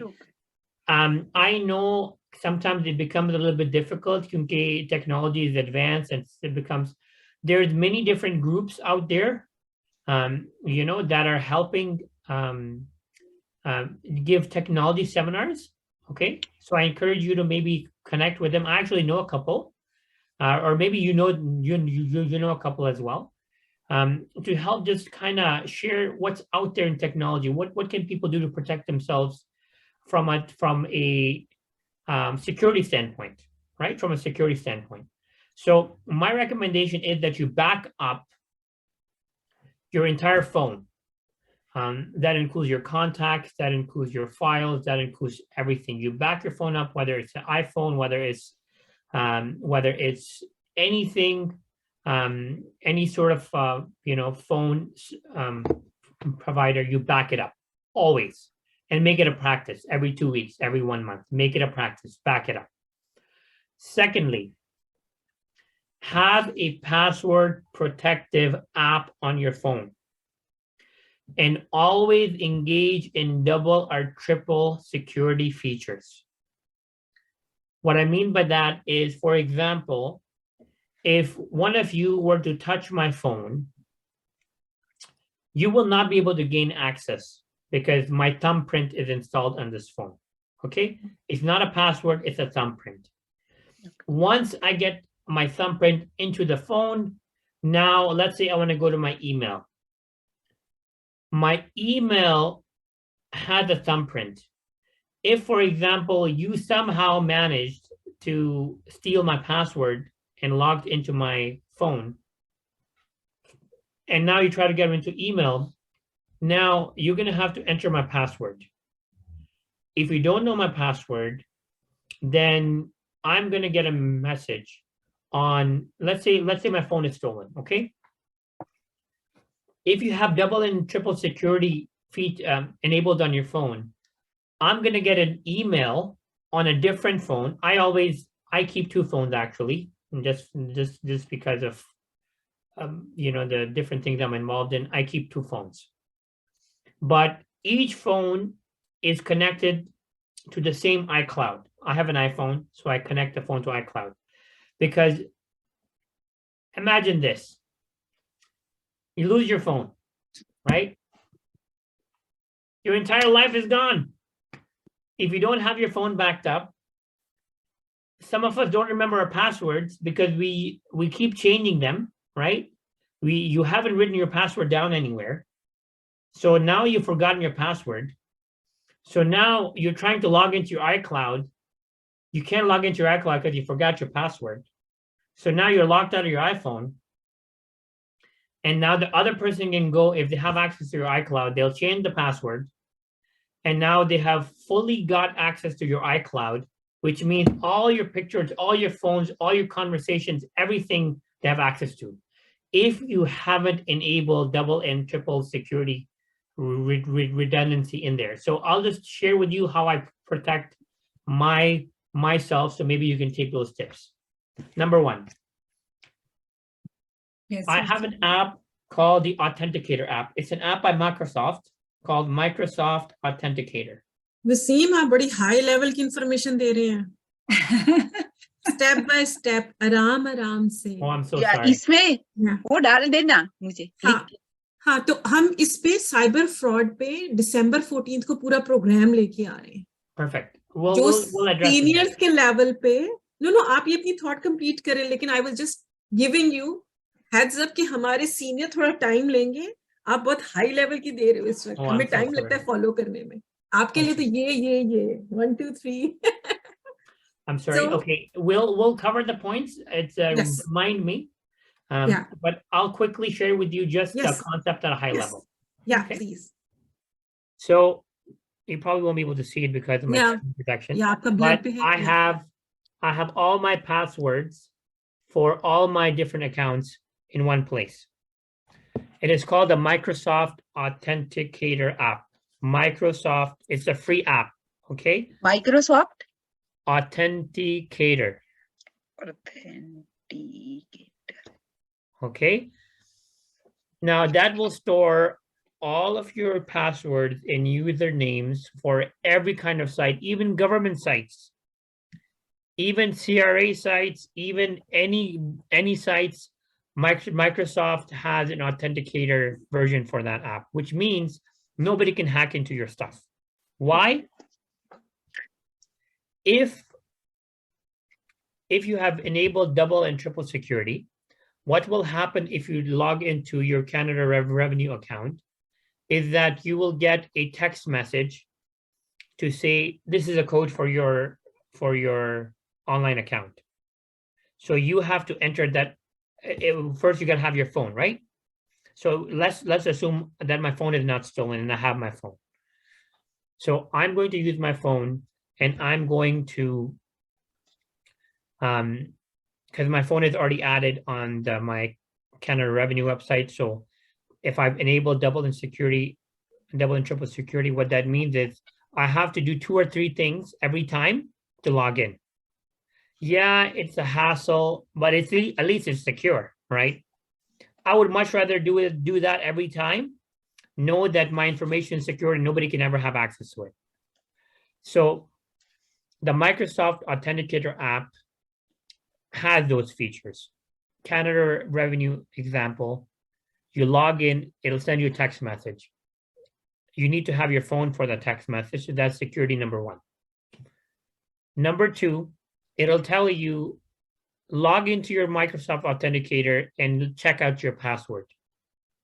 The beautiful thing is every 30 seconds, the password changes. Oh. So every 30 seconds, the password is constantly changing. So there's no way anybody, if you have an old password, right? Nobody can, even if they stole it, they can't access your accounts because Microsoft keeps changing the password.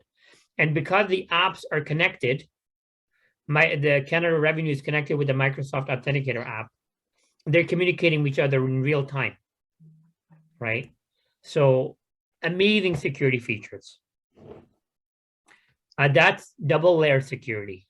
Sometimes there's triple layer security, meaning first you have to enter your password. Okay. Then you get a text message or an email. Then you get the Microsoft Authenticator app. Okay. So those are the different security kind of features. And again, we can talk about this in great detail, but just to kind of give you an example of. Waseem, I have a question. Yes. When you're saying this Microsoft authentication changes the password every 30 seconds, the words you stored, they have been changed. The next time you don't remember what was the password because it has been changed. Oh, I'm sorry. I should have clarified. Only you can change your password that you have set to log in initially. Didn't you say it changes every 30 seconds? I did, but let me try to break it down a little bit. Let's look at the Canada Revenue example, okay? When you go to the Canada Revenue website, you have a username and password which you have selected, right? That's the first layer of security. Only you can change that. The app cannot change that, okay? So that password remains the same. If you change it, it changes. If you don't change it, it doesn't change. Level 1. Level 1 is under your control fully. Now, the gatekeepers come in for the level 2 and level 3. Level 2 security is a text message or an email to say, do you have your phone with you? And are you able to log in to verify it's you? So then you will get a code. You type in the code, level 2 security passed. Level 3 security. And the reason it'll make sense to you why you have 2 or 3 levels of security. Somebody can steal your phone, right? Somebody can steal your phone. If you don't disable your SIM card, they're using your number like their number. They're giving it to their friends. I got a new phone. This is my number. Call me. Because, I mean, you can go and check up the number for the phone at any time. So now they're using this phone as their phone. How do we disable the SIM let's card? say, yeah, exactly. But let's say, you're like in the middle of nowhere, or, you have to call someone to get it done. It's 2 o'clock in the morning. How do you do it, right? So level 3, the authenticator app is only an authenticator feature for certain websites. So the 2 backends, the backend on your app and the backend on that website, are communicating with each other directly. That password has nothing to do with your level 1 password. That password is the only authenticator password, strictly there to ensure that you have the authenticator app with you. Google has the same feature, okay? So Google has an app for itself. I know some people use Gmail. So Google has its own version of Google Authenticator. I think it's called just a Google app. But recently, Microsoft and Google, they partnered up. So you can secure Google accounts on Microsoft as well. So Microsoft Authenticator will work for literally any account, any website, any email. Okay. I hope that clarifies the question. Your password will not change for your level 1 door. It will only change for level 3. But if you didn't have level 3 when you signed up, you have nothing to worry about. Level 3 has to be installed willingly by you. For example, right now, when you log into your CRA account, you only have level 1 protection, right? Which means that your password, you have to type your password in there, which is great because you have that protection. Once you install Authenticator, you're adding level 2, level 3 security in there. Does that make sense? If you have questions, I would love to clarify. Please ask. Because if you have it, I know others have it. You can unmute yourself.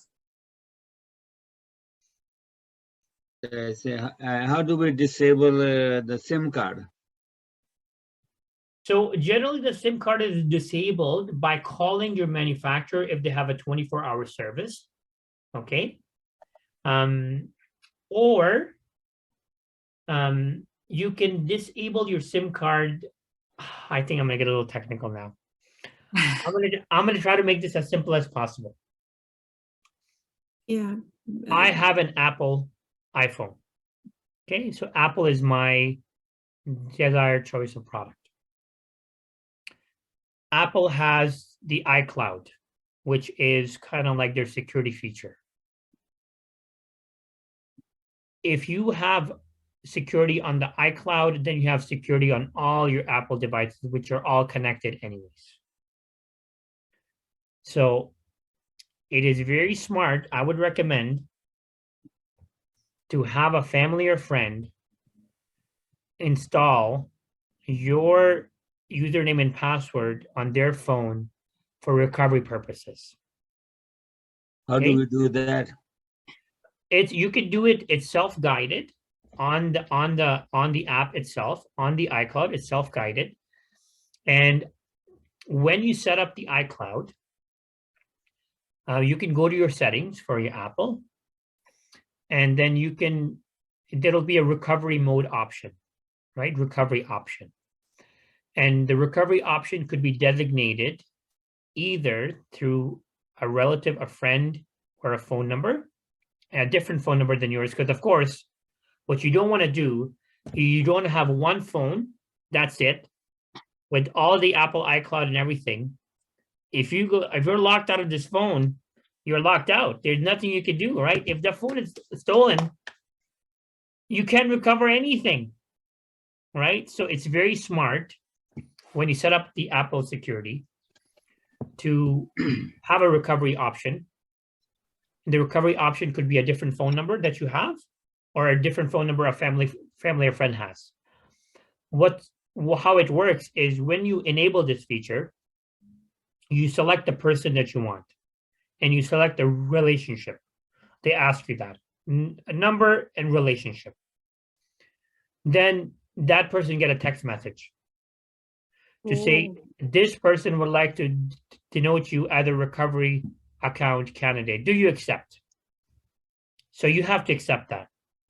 When you accept that, now let's say your phone is stolen, they can recover your account. They can block your SIM card. They can block your entire phone from one click. Because Apple thought about this, right? Apple okay, how do we help people recover their accounts? My third recommendation is, please write down your passwords in a book somewhere. I know this is technology 101, but you will never ever go wrong, because some app, some website ask you to change your password every now and then. They're like, oh, your password's old, please change. And then, we're always trying to remember, okay, now I'm gonna add a 1, now I'm gonna add 2, now I'm gonna add a question mark. Now, what if you forget? You can forget. Trust me, when you are panicking, right? Nobody remembers their password, nobody, even though you have the same password for everything, right? So my recommendation is, please write down your passwords for everything, but do not write down, code it, Don't be like Gmail password, So then if somebody steals your book, they're like, oh, let's see what they have in their Gmail, right? So like code it, for example, say, you can say Bali, you can say Bali. Bali could be your code for your email, right? And you just write your password under the Bali, right? Or you could say Gmail. You could write, a name of your favorite golf resort, just to kind of code it. Yeah. So it's not like if somebody books can be stolen. You could drop your book somewhere, and now they have the holy grail, right? They have all your passwords for everything, and they're like jackpot. Your bank accounts, they're like, oh my God, this is the best thing ever. I don't need to steal a phone. I just need to steal a book. So Waseem has also similar information available on Samsung. Yes. Yep. So Waseem, what will happen? जब आपको वो diary मिलेगी, आप खुद ही भूल जाओगे ये बाली क्या था. Then you need to eat badam on a regular basis, and then you need to drink warm milk prior to bedtime. ठीक है, वो हम करते हैं. तो हमारे कुछ लोगों ने आज सिर्फ इसलिए ज्वाइन किया था, they wanted to know more about cyber hate crime. तो उसमें counter speech का they are sending me messages कि वो बात हमने की नहीं. What is counter speech? ठीक है, ये वाले जितने आप लोगों के साइबर फ्रॉड के हैं, again I am repeating my self, December 14th को हम लेके आ रहे हैं वर्कशॉप, आप लोग प्लीज अपने क्वेश्चंस तैयार रखें, आप चाहें तो मुझे पहले भेज सकते हैं। तो लेकिन वसीम, जो आप वाली वर्कशॉप है that is going to be December 12th and that is focus group. अब आप परेशान ना हो जाना कि मैंने आपको कौन सी डेट कही थी, right? So that is Yes, I so have हम your in email. Person Wasim के साथ एक रख रहे हैं फोकस ग्रुप। आज तो ये इंफॉर्मेशन आपको दे रहे हैं, उस दिन ये आपसे पूछेंगे कुछ क्वेश्चंस। तो प्लीज जरूर आइएगा मंडे December 12th को। इंफॉर्मेशन मैं आपसे शेयर कर लूंगी जी। तो बात हो जाए क्योंकि टाइम भी खत्म हो चुका है। सो जस्ट काउंटर स्पीच क्या है? Counter speech is how you respond to somebody who has engaged you in hate speech. Counter means to answer back, to reply. And generally, you know, if this is public information or public platform, for example, and you do not like how somebody displayed or somebody shared the information, you can certainly write a comment and you can certainly say something back to that individual or that person to express your opinion or express your viewpoint. That's in part counter speech. Now, specifically, if you have an individual that has attacked you individually and you're going back and forth, then certainly you can, the counter speech, the appropriate counter speech is, I consider your comment highly inappropriate and highly offensive. And I am requesting that you refrain immediately from continuing any form of communication with me. I consider your communication, your messages, highly offensive. And I immediately request that you stop communicating with me directly. Anything along those lines, right? Now you have expressed very clearly to that person that that information is unwelcomed or unwarranted. For us as officers, that is a must. We need that established. You cannot call us and say, oh, I want to report this person, and then when I look at the conversation, I should be investigating you for, you know, hate speech, right? So you have to kind of show to that person that, number one, you're not, well, to us, for example, you have to show us that you have clearly told this person that you no longer want to communicate with them, that you do not welcome their communication, and that is highly offensive. That, number one, is going to be reported to the administrator of the site or the group or the service. Number two, is unwelcomed.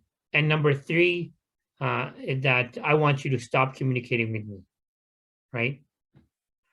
Also on that point, Waseem, could it be taken as that somebody sent me, I responded it, they wanted to know more about me, even they throw the ball or throw the arrow in the air, and now I'm responding.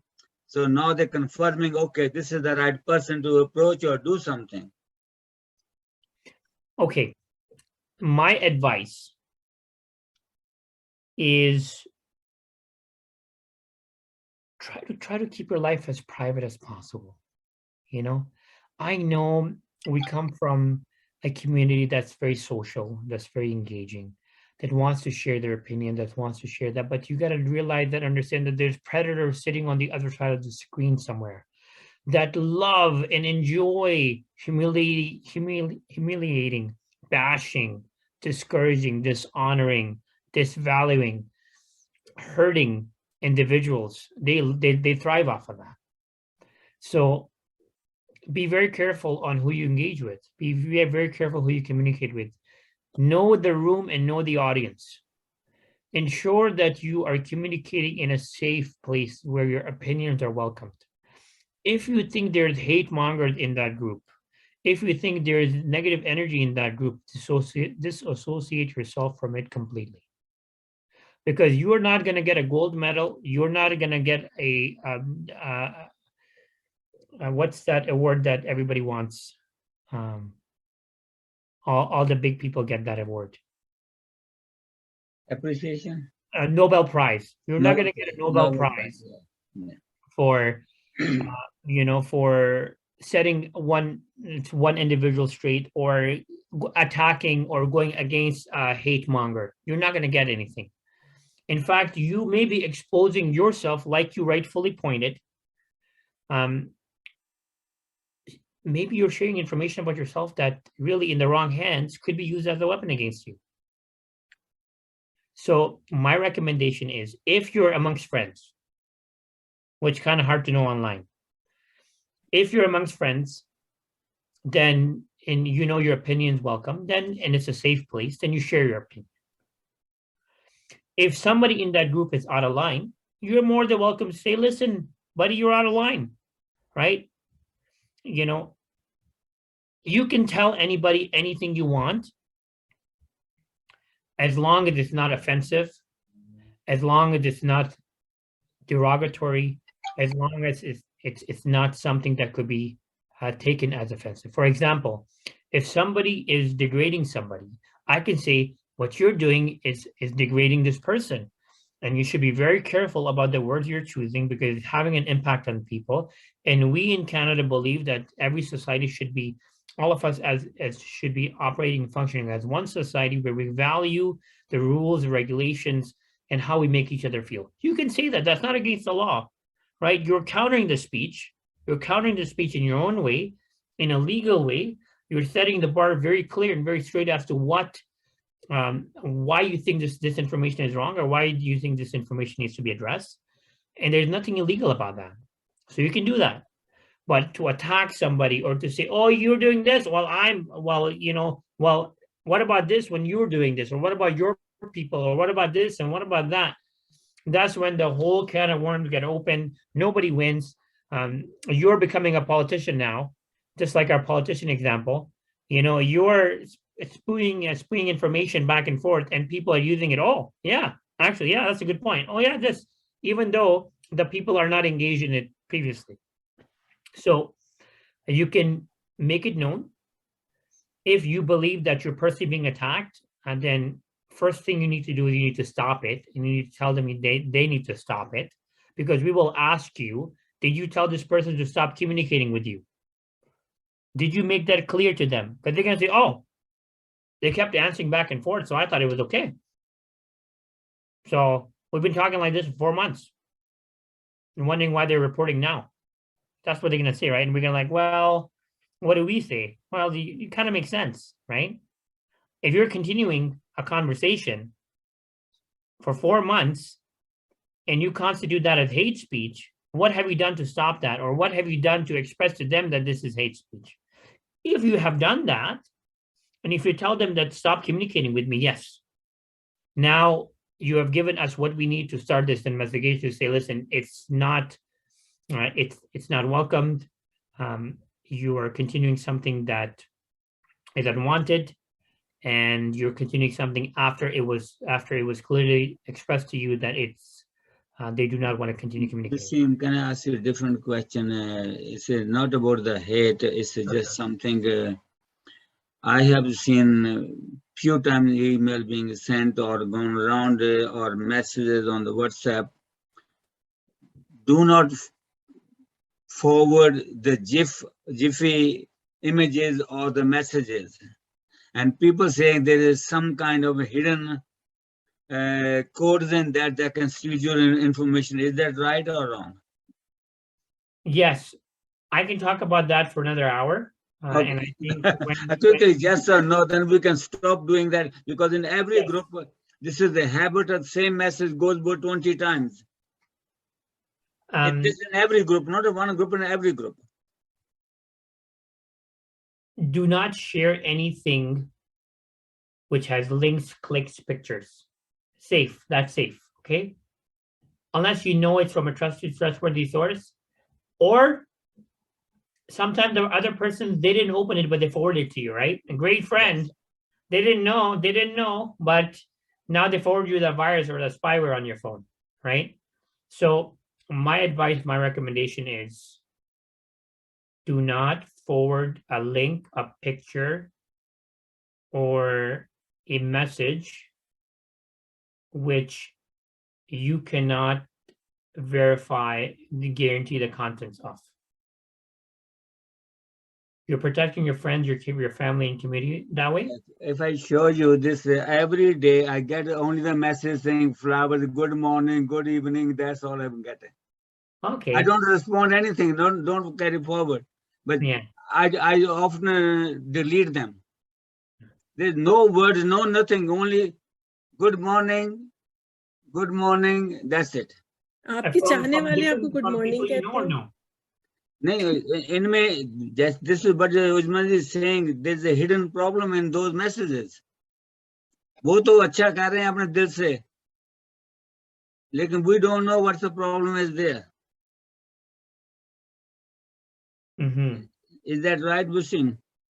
Yes, absolutely. All that stuff is hidden there, 100%. So you have amazing technology now that can steal information by just a click, right? And they're now tracking your passwords. The passwords you're typing, they're tracking that. See, I cleared the whole chat for that person. Okay. I do every few days clear the chat. Yeah, there's nothing wrong with that. So Anyway, I hope thank you very much. I'm just saying because I have to go to another meeting in about no problem, 15 minutes. No problem. Yeah. So that in essence is what counter speech is. Counter speech is the ability for you to respond. Of course, I do not encourage that you engage with certain audience when you don't know who they are. I encourage you to report the conversation if you feel that it's offensive, if it's something that needs to be considered, something that needs to be reported, you report it. But you have the right to engage with anyone if you can express your thoughts and your abilities in a intelligent, non-offensive, in a clear manner. So ईंट का जवाब पत्थर से नहीं देना.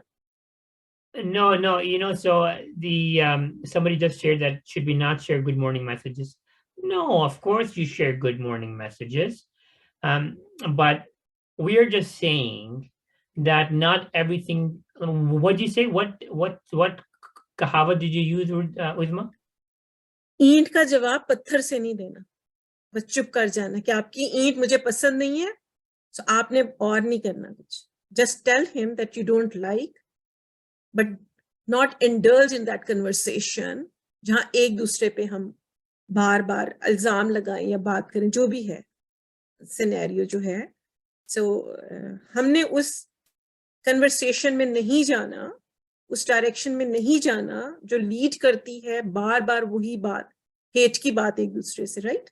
Yes, Waseem? 100%. Yeah. Exactly. Any questions? Does anybody have any question that we didn't address? No. So Rintu ji, मेरा ख्याल है कि हमारा वैसे टाइम 4 to 6 o'clock होता है. Oh, So because थोड़ा लेट स्टार्ट हुआ और लोग काफी इसमें बिजी हो गए, तो yeah, it was wonderful. Thank you so Very much. informative session. मेरे को लगा कि हम लोग तो in person भी हमने attend किया था, तो मतलब बहुत दोबारा से रिवीजन करनी बहुत अच्छा लगा. मैंने तो उसी टाइम वो माइक्रोसॉफ्ट ऑथेंटिकेटर को मैंने ऐप में डाउनलोड कर ली थी उस टाइम, तो मैंने कहा उसको मैं अब देखूंगी उसके बाद क्या करना है उसको. सही बात है कि बैंक से जब ये हर ऑनलाइन जब हम पेमेंट करते हैं ना, इंडिया के कुछ बैंक से हमने फोन का जैसे रखा हुआ है, तो वो हर टाइम कहते हैं कि अपना पासवर्ड जो है वो चेंज करो. तो लिख के रखने के बावजूद भी हम लोग भूल जाते हैं कि कैसे वो उसको कौन सा हमने किया है, कैसे किया. सही बात है कि हमने अभी ध्यान रखना पड़ेगा. नहीं, हाँ, अब लिखना है बाली और आगे बाली लिखना. बाली. नहीं ऐसी नहीं है वो बात. मेरी तो ज़हन में है कि बादाम खाने और दूध पीना वो सबसे ज्यादा जरूरी है. उसको अगर हम पासवर्ड याद नहीं रखेंगे तो कहाँ से वो करेंगे. मैं लिखती हूँ. हाँ, तो मैं पासवर्ड सबका इसमें ये, लेकिन फोन में लिखा है मैंने सब. हाँ, तो ये भी गलत है ना, नोट में लिखना पड़ेगा. जी बिल्कुल. तो बहुत अच्छा सेशन रहा. नहीं वैसे बहुत अच्छी इंटरेक्शन भी थी. सबने जो बीच में क्वेश्चन आंसर किए वो बहुत अच्छा, और मतलब उन्होंने डिस्कशन हुई हमारी. तो वसीम का आना ही बहुत है हमारे लिए यहाँ पे। Thank you so much. जी जी उज़मा। तो वसीम से हम इन पर्सन मुलाकात कर रहे हैं 12 दिसंबर को। हाँ हर्षा जी अगर आप भी आ सकें तो जरूर हाँ हाँ आइएगा। कहाँ है ये? ये हमारा आपको इंफॉर्मेशन आ जाएगी, ब्रैम्पटन में है। अच्छा ओके। जी हाँ ब्रैम्पटन में है और उसमें हम फोकस ग्रुप डिस्कशन करेंगे। अभी तो इंफॉर्मेशन शेयरिंग है, उसमें कुछ क्वेश्चंस होंगे जिसके हम सब जवाब देंगे जो हमें लगता है किस तरह से होना चाहिए। तो again Rintu ji thank you so much for hosting the session and Wasim जैसे कि इन्होंने कहा कि आपने कीमती टाइम में से टाइम निकाल के आप आए, बहुत शुक्रिया। बहुत शुक्रिया। My Thank you. pleasure. Thank you so much for having me, everyone. It was a pleasure chatting with all of you. Until next time. Thank you. Thank you. Thank you so much. Thank you, Waseem.